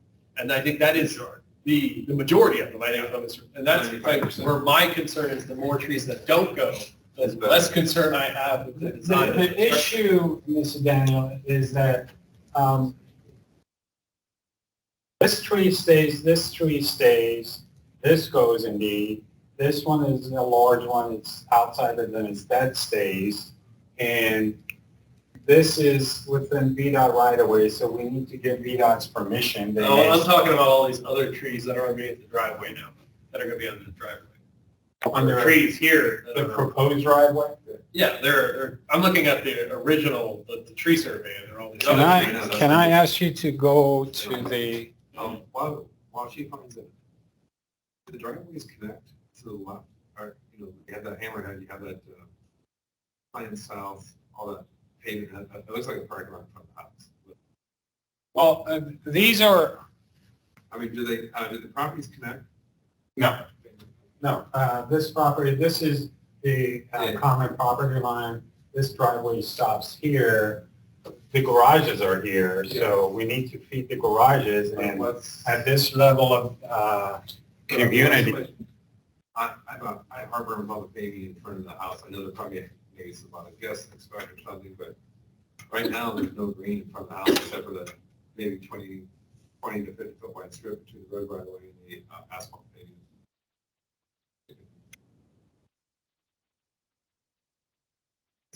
It seems like real estate just set aside for parking. And if there's an opportunity, I feel it's better to maximize the existing vegetation and eliminate, I don't know, it's not my hand right, whatever, that chunk over there in front of the house, is just a big sea of asphalt. What is the dimension of that, again, on the dimension line for the house? How wide is that pavement in front of the house?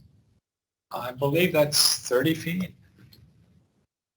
I mean, this is a workshop session, so obviously we're just giving our unfiltered opinions about it. Yeah, between that and the pool in the backyard, it just seems like most of the lot is covered. Between the house, the driveways, and the pool. Looks like more than half the lot is covered with something, one place or another. Impervious surface. Impervious surfaces, yes, and that causes me concern. I would have liked the idea of a driveway that kind of snaked into the back, and then you have this front space that you can play with more. You know, More vegetation, and providing more privacy, but I get the feeling that the idea for the lot is privacy on the backside, not necessarily the front side. Front side is parking, probably gas too. For shower management, what did you do? Is it on the back side? Yes, it is. It hasn't been designed. Okay, gotcha. But we have an idea what we want to do. It's going to be an infiltration trench because we need to address quality and quantity both. So that'll be a different type of planting. It won't be your regular trees. It's an infiltration trench, which is just like a rain garden. Right, because rain garden, typically on this, we do gravel storage and all of that. It doesn't take Yeah, care so of it's just all. gonna be just gravel there, so there's no planting over. No, yeah, exactly. Okay, Well, so it's just a gravel dip, with no planting. There is no planting in the trench, but now the county allows you to do totally grass-covered infiltration trench But there's no vegetation in the gravel. on it, of course. Yeah, because so it's basically it's really nothing. I mean, the only place you have to plant looks like is a 10-foot strip between the 40-foot pavement to the that LED line, which is close to the road right, 15 feet, 20 feet.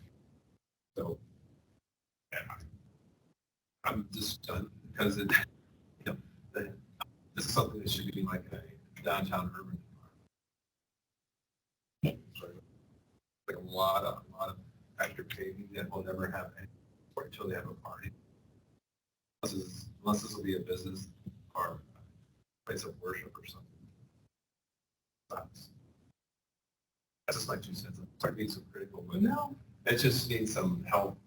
The only way I would say that I would even feel comfortable doing that is using grass street or something that has, the lawn that you drive on and so forth. But I can't see all asphalt or all bricks. That's why we're having this session. So is it possible to give a little bit of relief along the Georgetown Pike, over by the parking garage, you got over 40 feet of width of asphalt or pavement there. I mean, can we get a 5-foot planting strip, sit down to 35 feet, just give it a chance so that there can be more screening? I think we've got a rather large wall along that side of the house. It's only expands, it's 2 stories. The more you can screen that Georgetown Pike, I think the better that, this will fit in.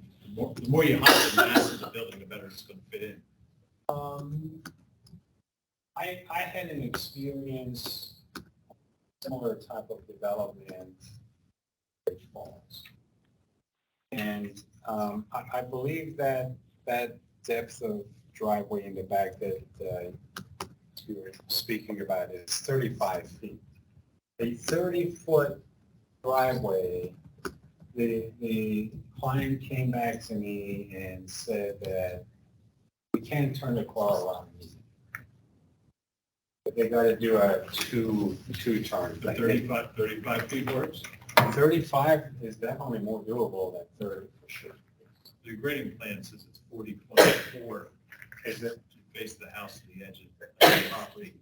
And it seems to fill in that and more where it steps in. And I think this gets at some of the concerns I'm going to bring up later with any type of new construction I showed up too, is the views of the contributing properties in this overlay district will all angle in on this lot.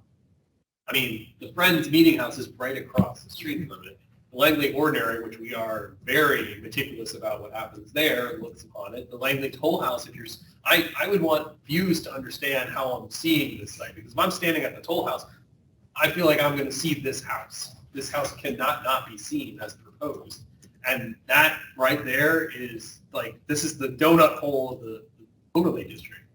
This is supposed to be more rural in feeling based on its current guidelines description. And this, as proposed, it would just not in any way fit in. And even obscure itself. I think that's some of what we talked about, is the potential way of masking it so that at least people can see. Because I recognize where we are in our county, people build big now. I get that. There's money and there's prestige there to build big, I get it. But I also don't want it to be the thing that dominates the overlay district, is this structure. I want it to be happy for your client if you have one lined up, but I also don't want it to be the thing that I see when I go to Clemmy John Tree, take my kids.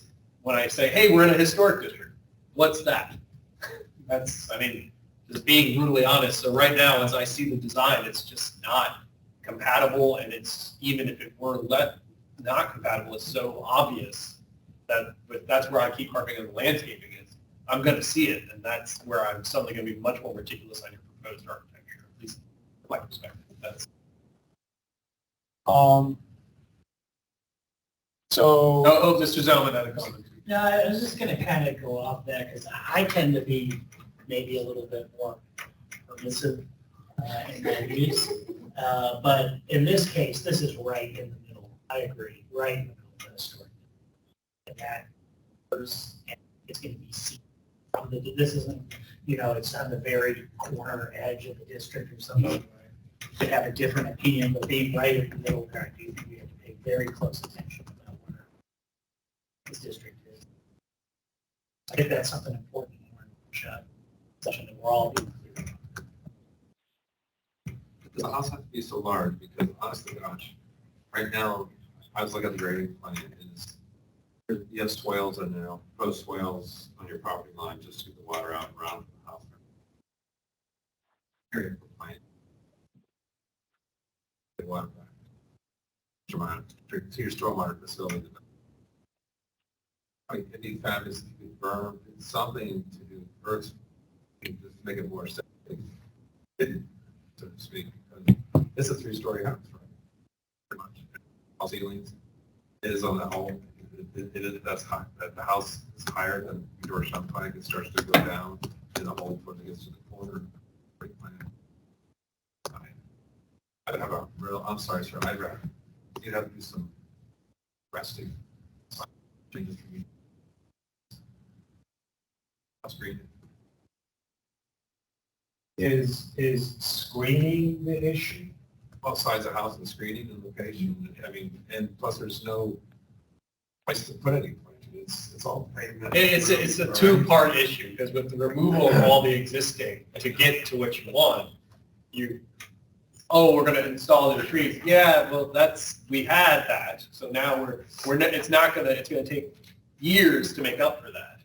And I understand that, trees age and grow. Oh, go ahead. Right now, I know I'm a drastic guy here by saying this. If all this was cut, if you gave me a 20-foot zone here and do some grading in there, the berm, and to a plant in there, 20 to 25 feet, so that means this house goes back to here. And you're saying, oh my gosh, I have no more room for a house.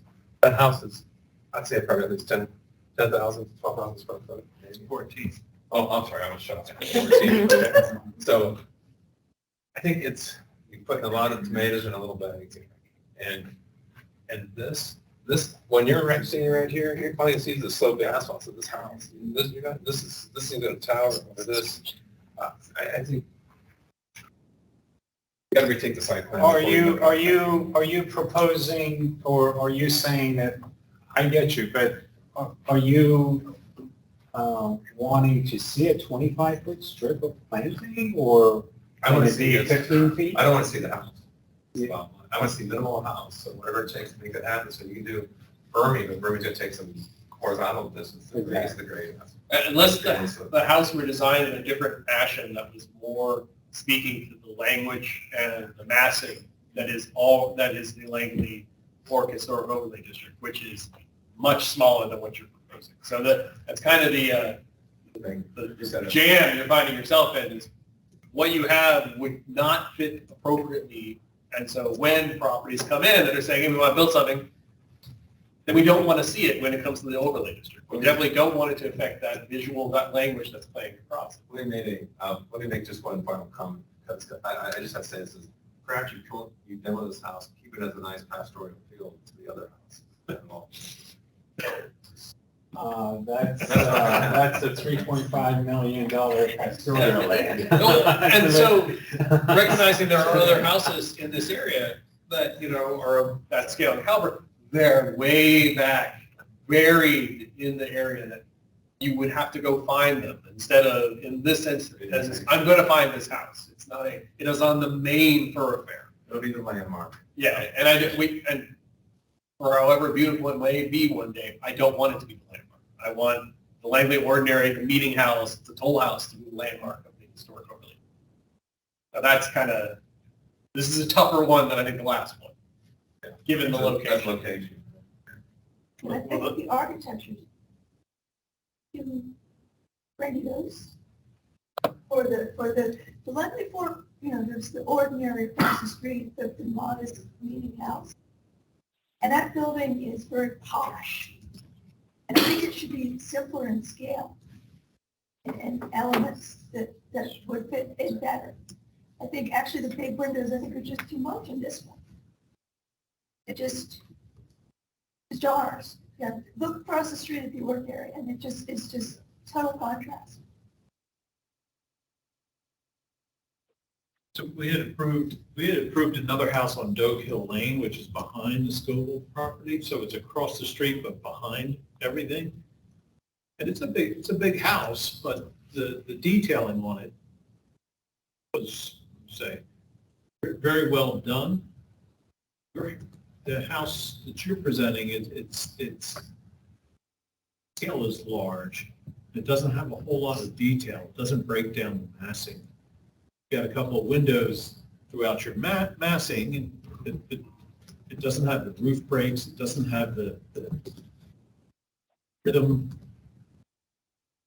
say datum established of like, here's a room, there's either an inset or projection, and it's hard to, from a residential scale, it's hard to look at your houses and understand what's going on inside, other than it's a very large box.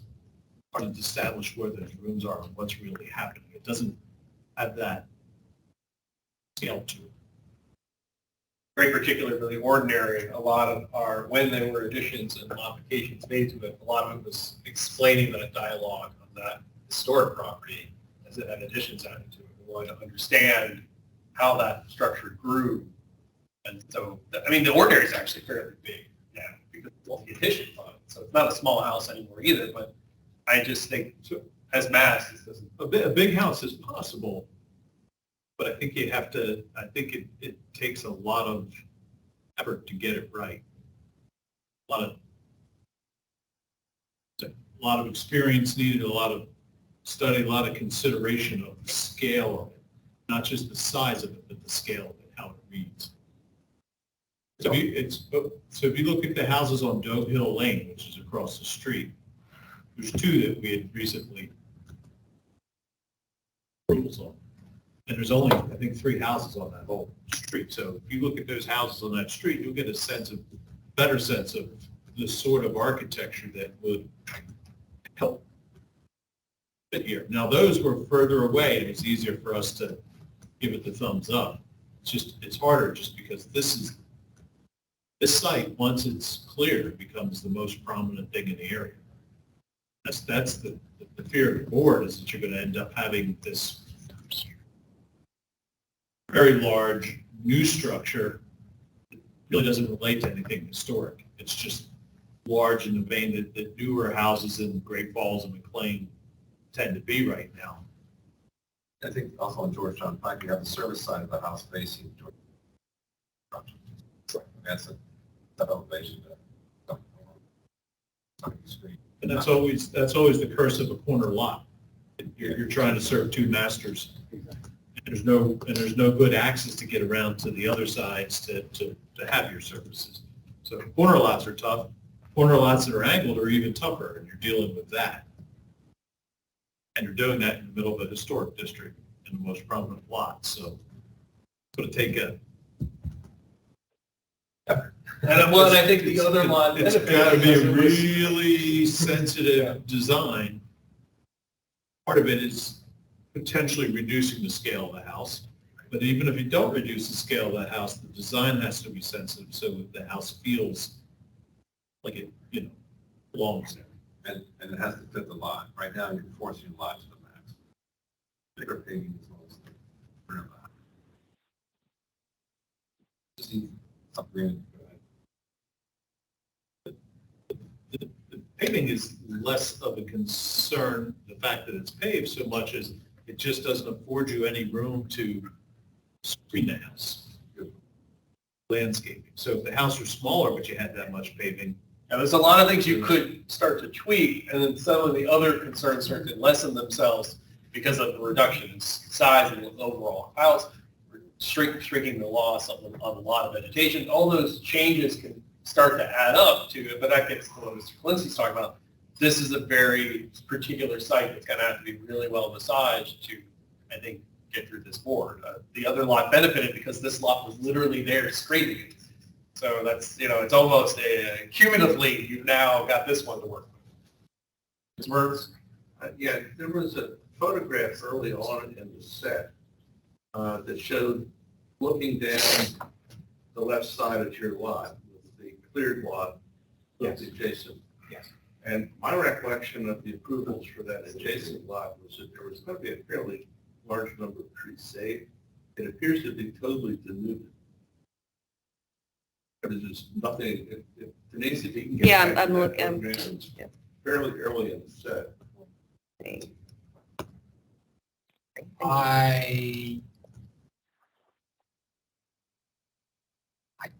Talk about page 11 of 13.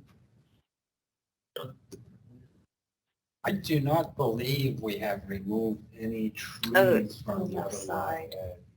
lot Remember. that agreed to. Yeah. What number is it? It's Oh, I'm on photos. I'm on the presentation. Photos. Okay. Yeah, the photos, it's page 11 of 13. But anyway, what I'm trying to get to, and I think other people have articulated this, I'll try to do it in kind of a more visual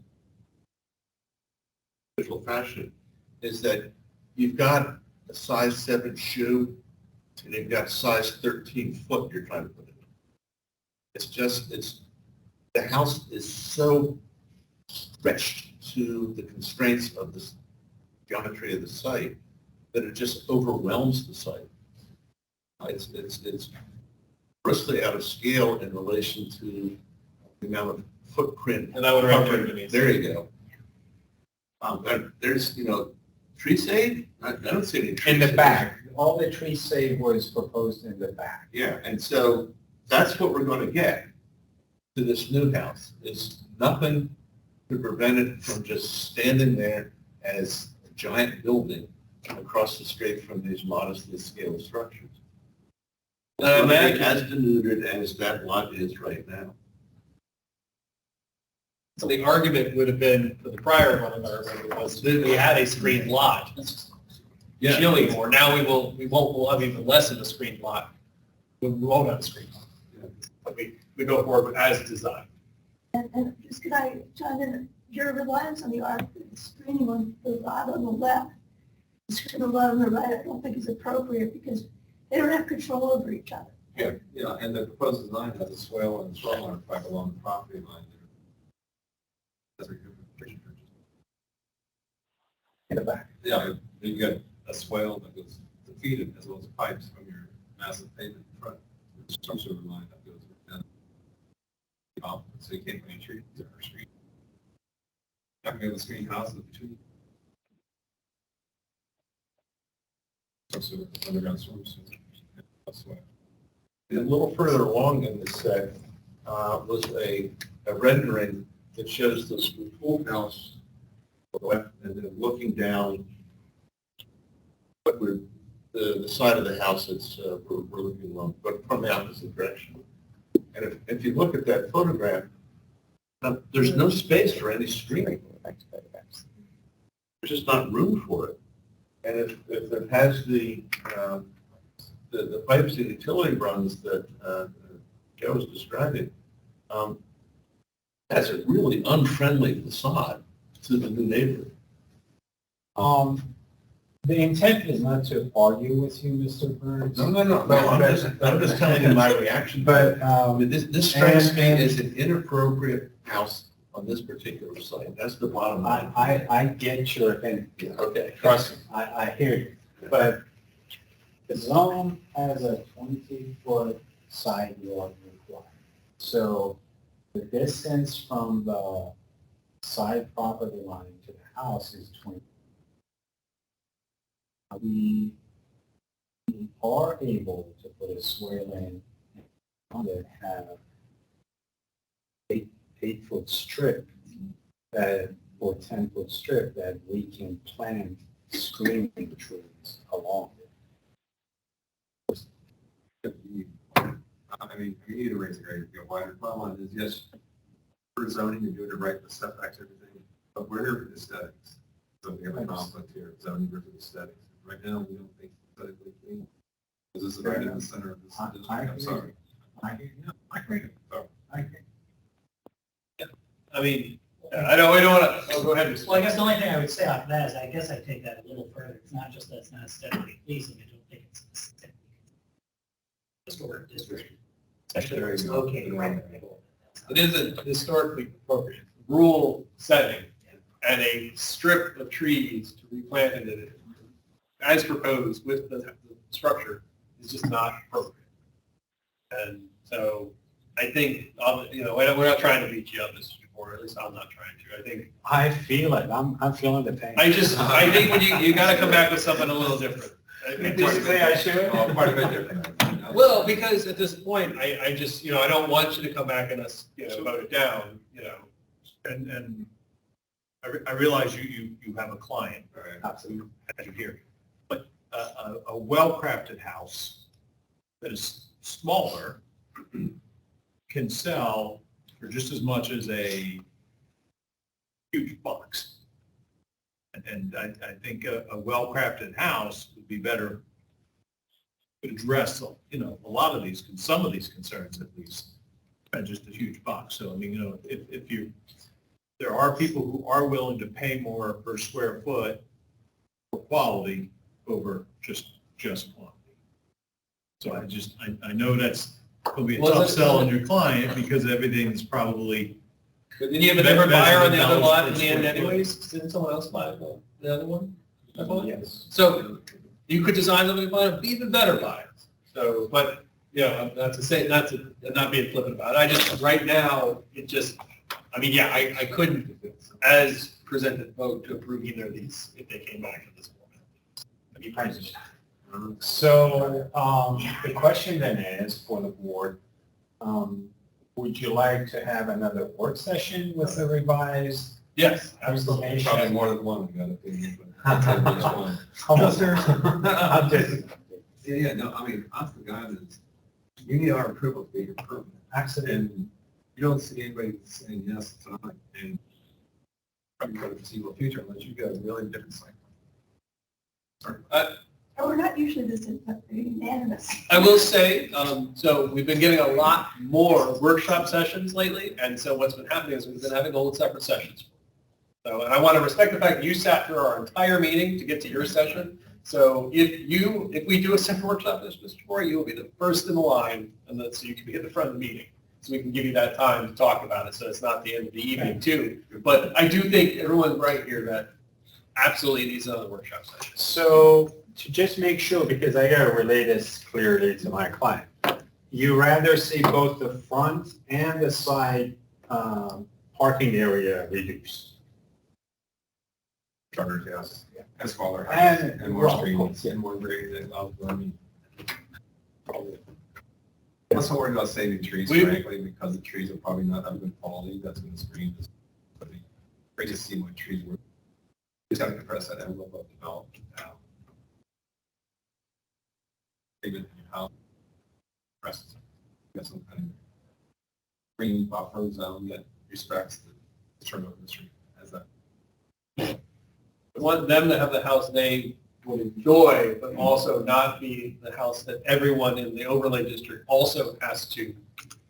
That's the dominant feature of the overlay district. I think that's the big thing.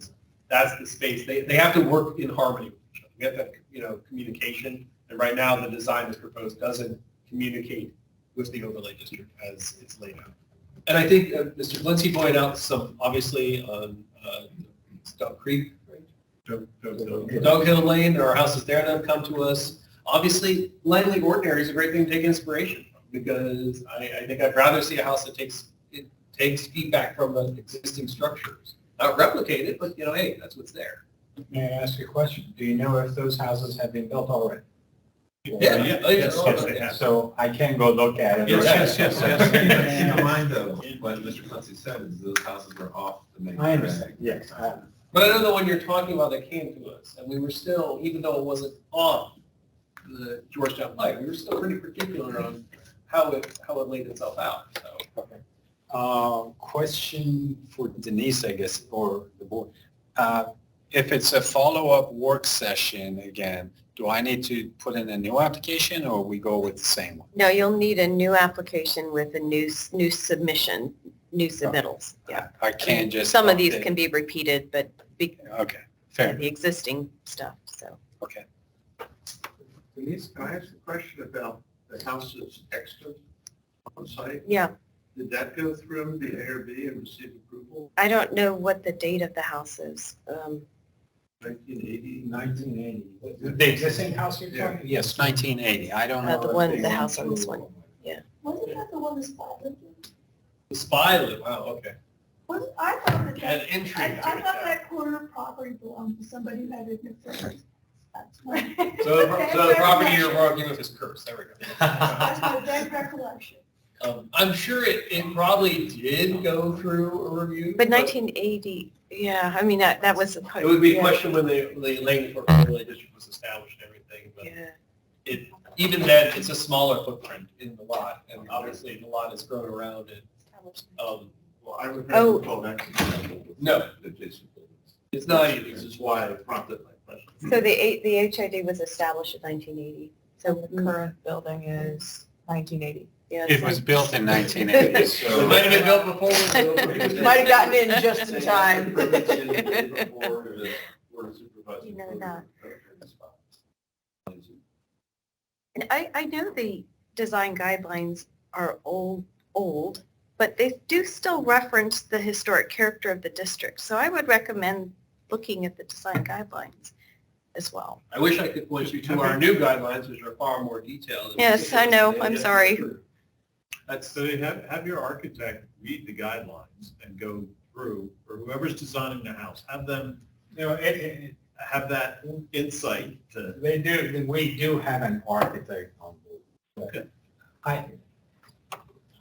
You need to push them. You need to push them to do their most amazing work. Some of the best ones that have come back have gone through and taken those guidelines and done a point by point with their design, saying, here's how our design meets this point of the guidelines, this point of the guidelines. Sometimes they're spot on and I buy it. Other times it's someone trying to sell me solar in the middle of a design review.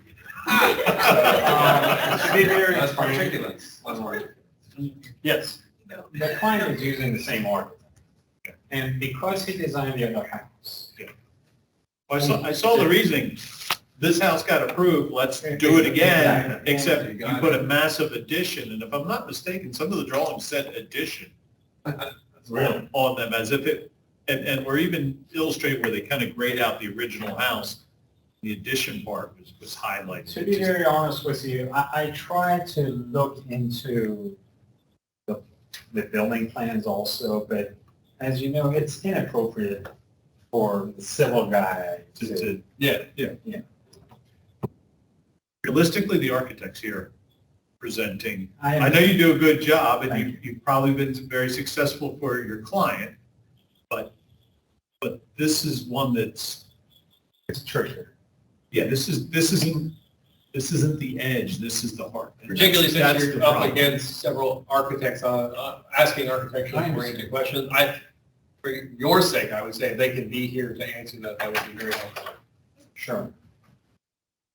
All right, well, Thank I you. don't want to punish you any longer at 9, 10 at night. Thank you very much. Thank you, man. All right, we have no presentations. I'm going to conduct a lightning run of our board and staff items in my mind. All right, review and action on approval of the previous month's minutes from the March 9th meeting. Did anyone have any comments or revisions on the March 9th meeting? I would entertain a motion to approve the minutes and pay the recording secretary. Mr. Chairman, I move to approve the March 9, 2023 minutes and pay the report. A second. Seconded by Mr. Kalinsky. All those in favor? Aye. Any opposed? Aye. No abstentions? Motion carries. All right, treasurer's report, we $13,255.75 as of the 24th of March. Any other updates on that, Denise? All right. Good times roll. All right, administrative budget request. So the county approved the increase of $948 for your revised budget from FY 2023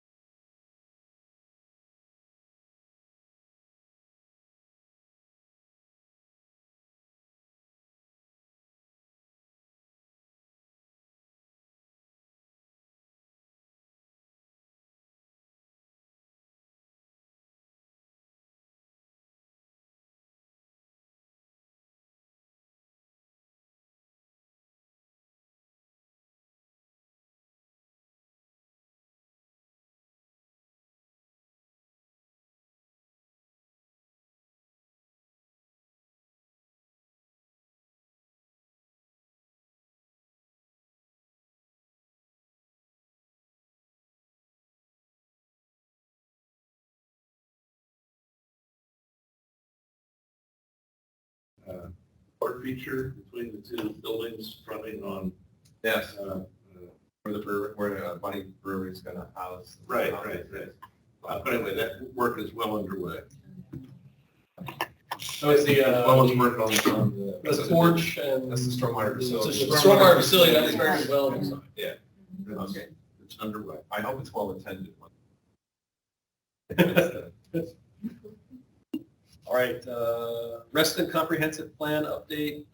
So I will tell you right now, as far as I know, it's still sitting, being stuck with the Planning and Zoning Commission. Yeah, I think it's going to the planning, Planning commission. Commission. Yeah, the planning commission. I mean, it's imminent. I'm sorry I don't have the dates off the top of my head, but we just had our second workshop. So I think it's moved out of workshop and it's going to them for a public hearing. The biggest takeaway for us has probably been Association Drive, and I do not understand this fascination with grid streets and the transportation people and their insistence that grid streets must happen when the community saying we want curvilinears, we want curvy streets, the place is a curvy landscape already. Why can't you do that? Denise, I don't know if John Carter continued to throw himself upon that rock. Well, we got, I can't speak to the transportation section, but I can say that the language for recognizing Association Drive in the comprehensive plan as a historic district is in there. So that at least we're at the table to have Yes. conversations. But we also put into the plan that when you build there, you should try to replicate the existing road pattern so that you don't have to demolish a building. Because what we'll get is someone's going to come here and just to tell us that they're going to demolish that building because they have to build a grid street. And why do they have to build a grid street? It's a comprehensive plan, so they have to build a grid street. Just kill me now. Anyway, I know it. If you want to enjoy the comprehensive planning process, go by all means. It definitely takes a lot out of yourself. No, you didn't grow up next door to Tyson's Corner that they're going to buy.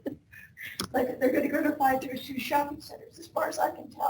There's a new obsession with gridded streets. It doesn't necessarily make sense, but, okay, so that's imminent though. Never been gridded streets. So Lake End revitalization, Samantha and I have been participating in that, and earlier this week, was it earlier this week? It was last week. I can't remember anymore. So, we just recently attended the design shred. Yes. This week, which was held with community members, business members, other groups, other interested parties, and basically the firm that was hired, 8th Street, or Census Street Centers, hosted a charrette to talk about what could be improved in the Lake End area. It focused on parking, it focused on residential, it focused on retail, what changes could happen in Lake End to revitalize that space, branding, wayfinding, all kinds of stuff. And I would say it was a very productive meeting. There was a lot of feedback. Obviously, there are residents in the community who don't want to be told how to live there by others outside of it. There were several folks who were very vocal about that during the beginning of the session. But I would say overall, business owners, residents, and other folks at the table I was at, and I don't know about you, Samantha, you can say too, were very much, there needs to be stuff done, but that the historic nature of Lake Anne is the hallmark. So you can't get rid of that to save that. So I don't know, Samantha, any? But I was wondering that the same exercise was done 7 years ago. Yes. So it feels like a lot of conversation is repeating themselves. And there's a lot of strong feeling about the Crescent project and how, and also just as my own personal soapbox, a lot of othering for the fact that apparently the affordable housing and Section 8 housing that was going to have to be meeting certain requirements in that area, and many folks like to describe it, that's what killed that project. And that whatever is going to do to fix this, we should do it over there, because that's great for those folks. And so I was not, well, that's not our heritage resources, I was kind of upset that that was kind of the solution was, hey Peter, or whatever, something Paul, whatever that aphorism is, that, we'll just fix the problem over here, that'll make Lake Anne great again.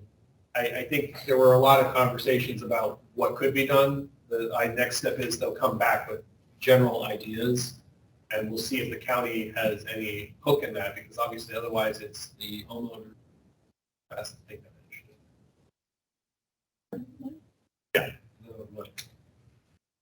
Oh, and I did find out that many people were shocked that we ordered a supplementary study, Denise. Many people at my table were like, wait, you had a second study done to look at how to keep in mind the historic resources as well as incentives? Where was that shared? Who was that provided to? And so I think we need to think more about how we should convey things to that community, because I don't feel like it was transmitted very widely with them. Because a lot of folks, that when they heard who I was, they were kind of shocked at that, and that we've even taken any interest in that, and that there could be tax credits, or there could be grants that could be sought from that avenue. So, and it's not you that did it. I'm just shocked that we did that effort, and the community itself doesn't seem to know it exists. So I got on that. Mid-century modern. Just that field work is starting this month. Yay! Yay! All right. Dovetail. Dovetail.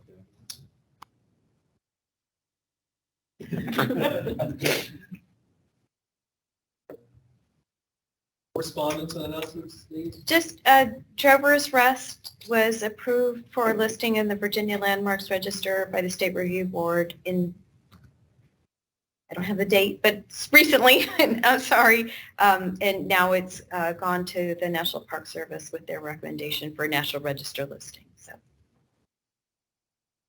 All right, old business, 1011 Turkey Run Road update.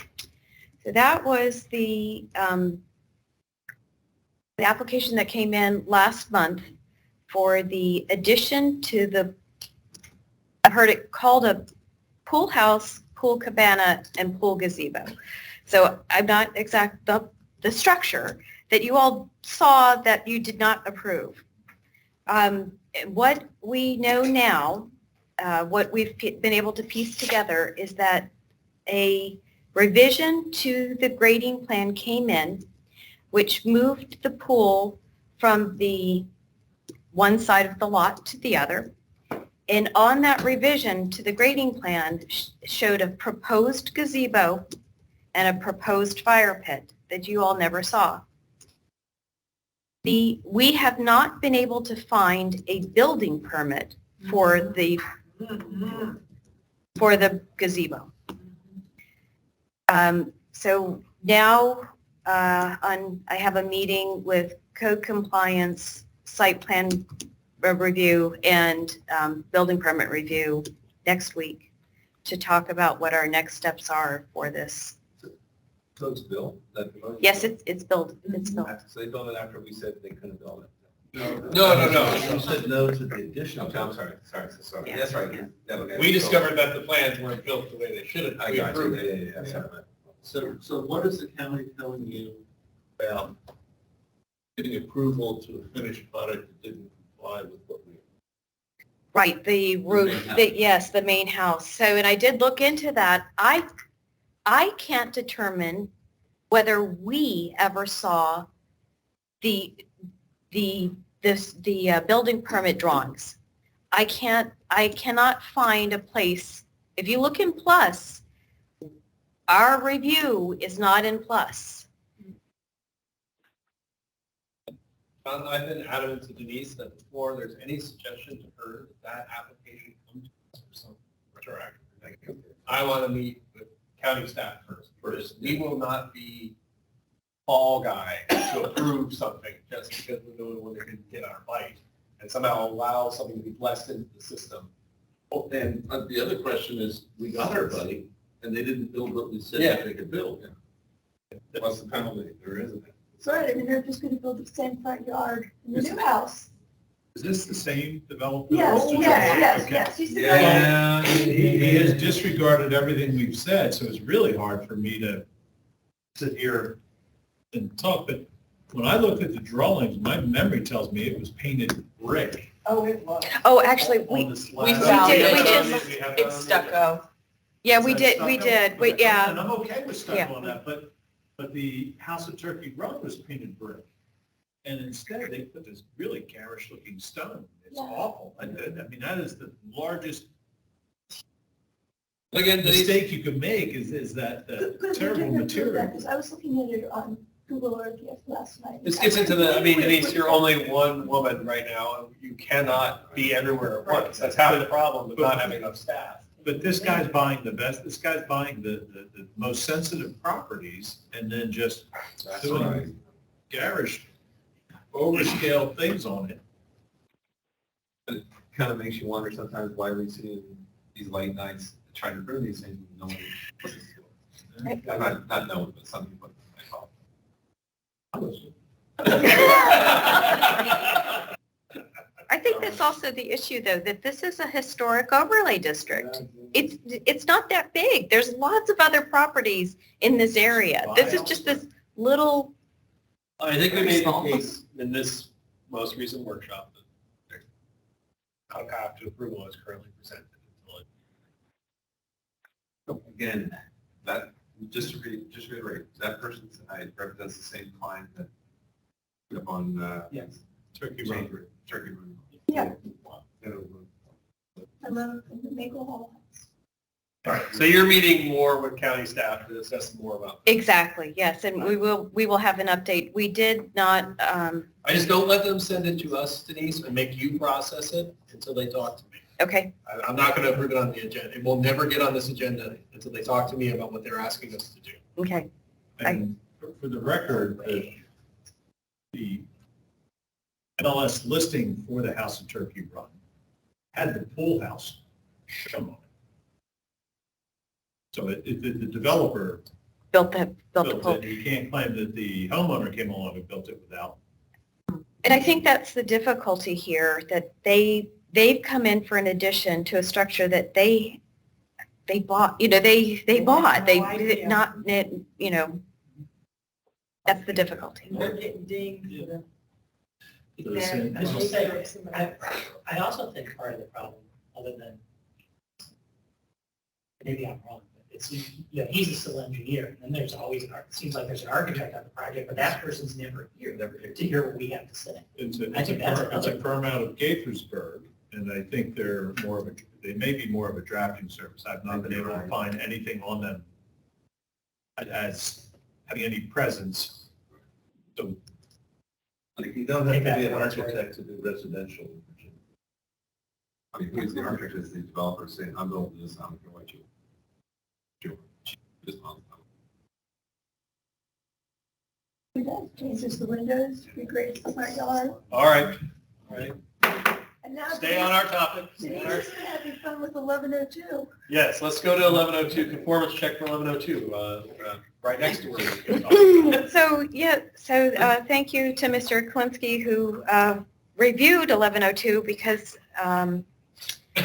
they came in with architectural drawings that did not match, well, actually, they came in with the same architectural drawings that you all approved conditionally, which did not match the elevations that you all approved. So I failed it, and I asked them, they need to match. You need to submit what was intended for you to submit. Well, then they came back and they asked me, well, sheet by sheet, tell me what needs to be changed. Oh. So I reached out and Mr. Klinsky went through the drawings and told them sheet by sheet what needed to be changed. And they did change it. They did respond. So that, I just wanted to update you all. This is the same builder. My But he concern had is, Steve to do his work for him. That's basically. but it's all going to be thrown in the trash because he's not going to build He's what not we gonna build built it his drawing anyway. But We know that's coming down the pike. 'Cause it's how he operated on the A prior. little too real because it's off the pipe. But that gets to the good question though, of that effort provided by an ARB member, how is building permitting confirming that that's getting built? Right. That would be another thing to bring up in that meeting is, hey, They're not. He has built. I can tell you, the inspectors come out, they look around and say, framing looks good. They don't check the drawings against what was physically built. They don't know what's supposed to be built. They just react to what they see and does it meet life safety requirements. And even then, they kind of turn a blind eye or don't actually look really hard. So it's, what my world, my professional job, there is repercussion for when people don't meet the terms of the conditions placed on them. They don't get their permits approved the next time. It's just an happen. So Fairfax doesn't play that game itself. well, but you have to approve building plans for any other site associated with this building. If they don't do that, then why are we approving plans for it? I think we need to wait and see what gets built next door before. I'm just saying, like, Before I have any. that's a factor we can What's gonna consider. happen. We don't, I mean, And You're on probation. No, I think it's absolutely a factor. It doesn't seem like we have any after the fact recourse, right? And so if we're concerned that we're approving things and somebody's listening to us, that's fair to consider. So the question you have to deal with, who in the county is responsible for ensuring that the work that was approved by this group is built? unfortunately, I think it's that poor lady right there. Well, so, but I don't have that kind of, I can review the plans that they submit, but I don't go out to the site and look to see. So there's the missing That's what the planner too is supposed to be. person. No, not even, yeah. It's like yeah. code compliance. Yes. It would be a yes, code yeah. compliance inspector. This is going to be the planner 4 or 5. That would literally be code compliance, having a preservation. Yes, code that's compliance. what we need. That's what you all need. You need somebody who is going to go out and inspect what actually gets built. I mean, maybe you can justify it because you have Holland Hills now. Like you could justify that in a municipality that has an entire just downtown historic district. Like Arlington does in City of Alexandria. Yes. I mean, Yes. look, I'm all for writing a letter to tell them that that's what we need to do, but you see, we got the position to, and we can't fill it. That's the other side, I know. Or is there, what about just training? The positions exist, they go out, the building inspectors go out, but maybe a training for the building inspectors on historic overlay districts and the requirements. So we're not just doing life safety, but we're looking at, the approved plans by the ARB. I would still have to be part of this zoning. Say that they would have to get, that type of inspection would have to occur. But I mean, if there are only certain things you have to inspect for, guy or gal who could be trained to inspect for our requirements, you have to make sure they were always the one reviewing those. And there's a lot of checkboxes. I know, I agree. I'm just, it's another thought, rather than a specific position, training. it's easier, for example, in the city of Alexandria, because there are a lot of people who are aware you're in a historic district. They will look, the neighbors are nosy, and they will look and see, where's your permit for that? Or I didn't see you go in front of the board. Yeah. I've watched every board meeting, and I haven't seen your issue, Yeah. They know how to look up the. That's one of the unfortunate rules on planning and public. Yeah. They go, oh, I didn't. Then I have to send an email to you and Denise. And it gets forwarded to Denise. Well, I'm surprised that, I would be surprised if this one doesn't, there are property owners that are going to see this structure if it's built as proposed. Yeah. Nobody comes there and meet. John, Thank you for appreciating my asking Susan for public Atkins input. had his number. When I visited, considering to come on, she was really angry with him about other projects. So he's been doing this a long time. Yeah, Susan, I remember, he did stuff on Crest. Oh, on her street. On her street, Crest 5. Crest Lane, All right, Crest Lane. let's keep it to your topic. We are recorded.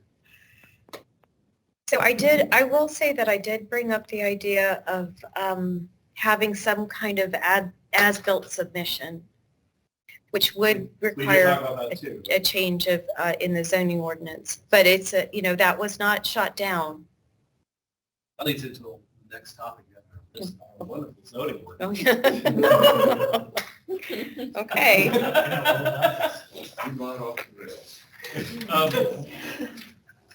So by now, you all Because have obviously heard. we could put that in right now because we're taking ZMOD back up, right? Is that the current? Yes, that is the current, the current trajectory. So I'm just going to read my talking points.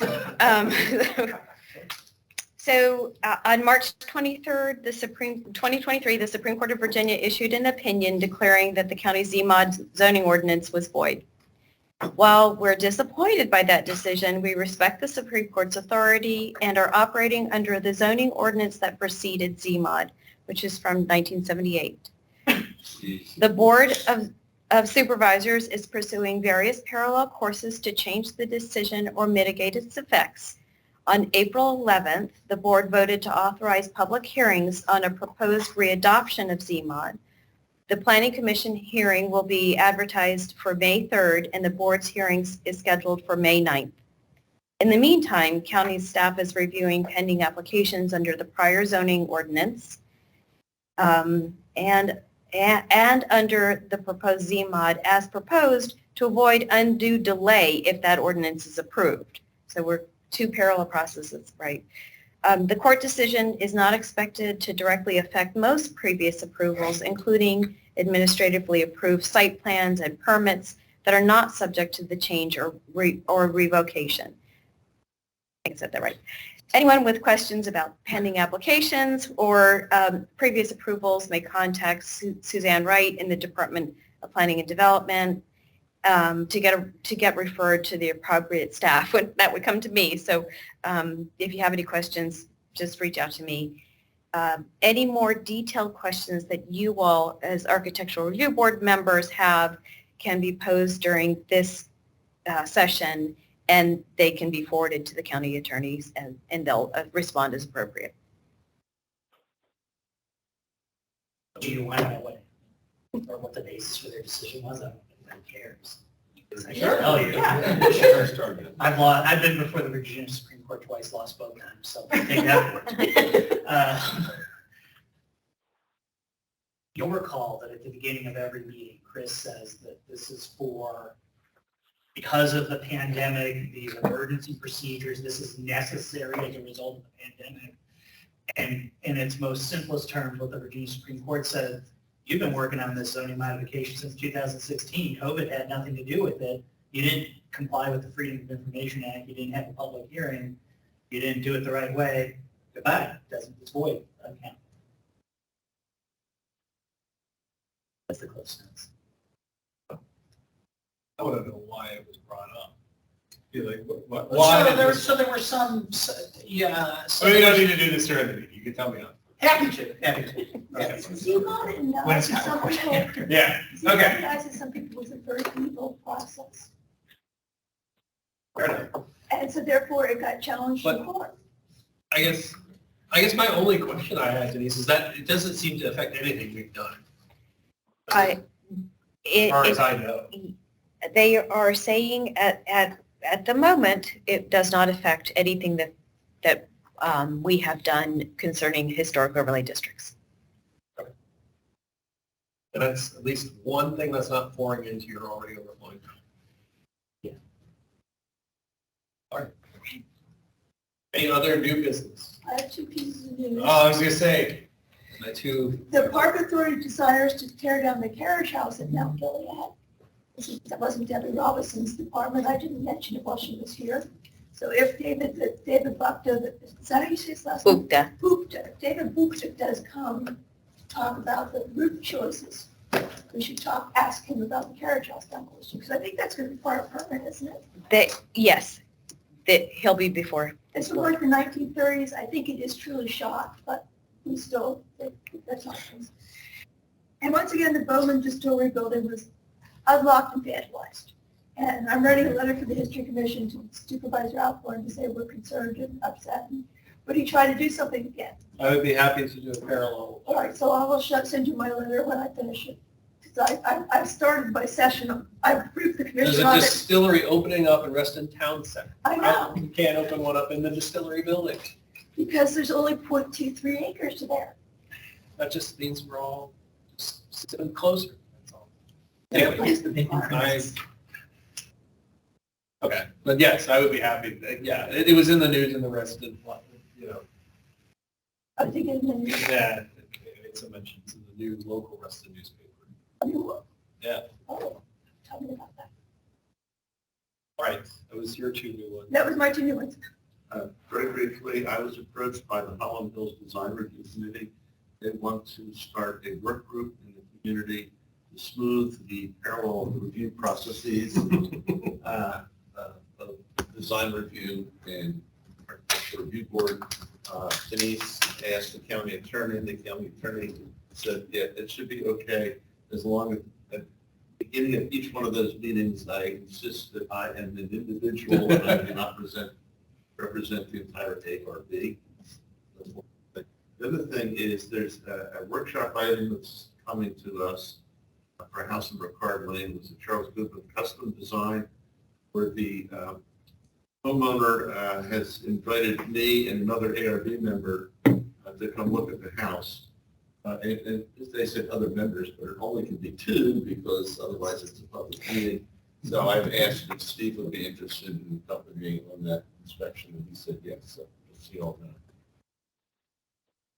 Always glad to have overviewers insight on those structures. All right, any other new business? All right, do I have a motion to adjourn? Motion to adjourn is always in order. All those in favor? Aye. That's unanimously.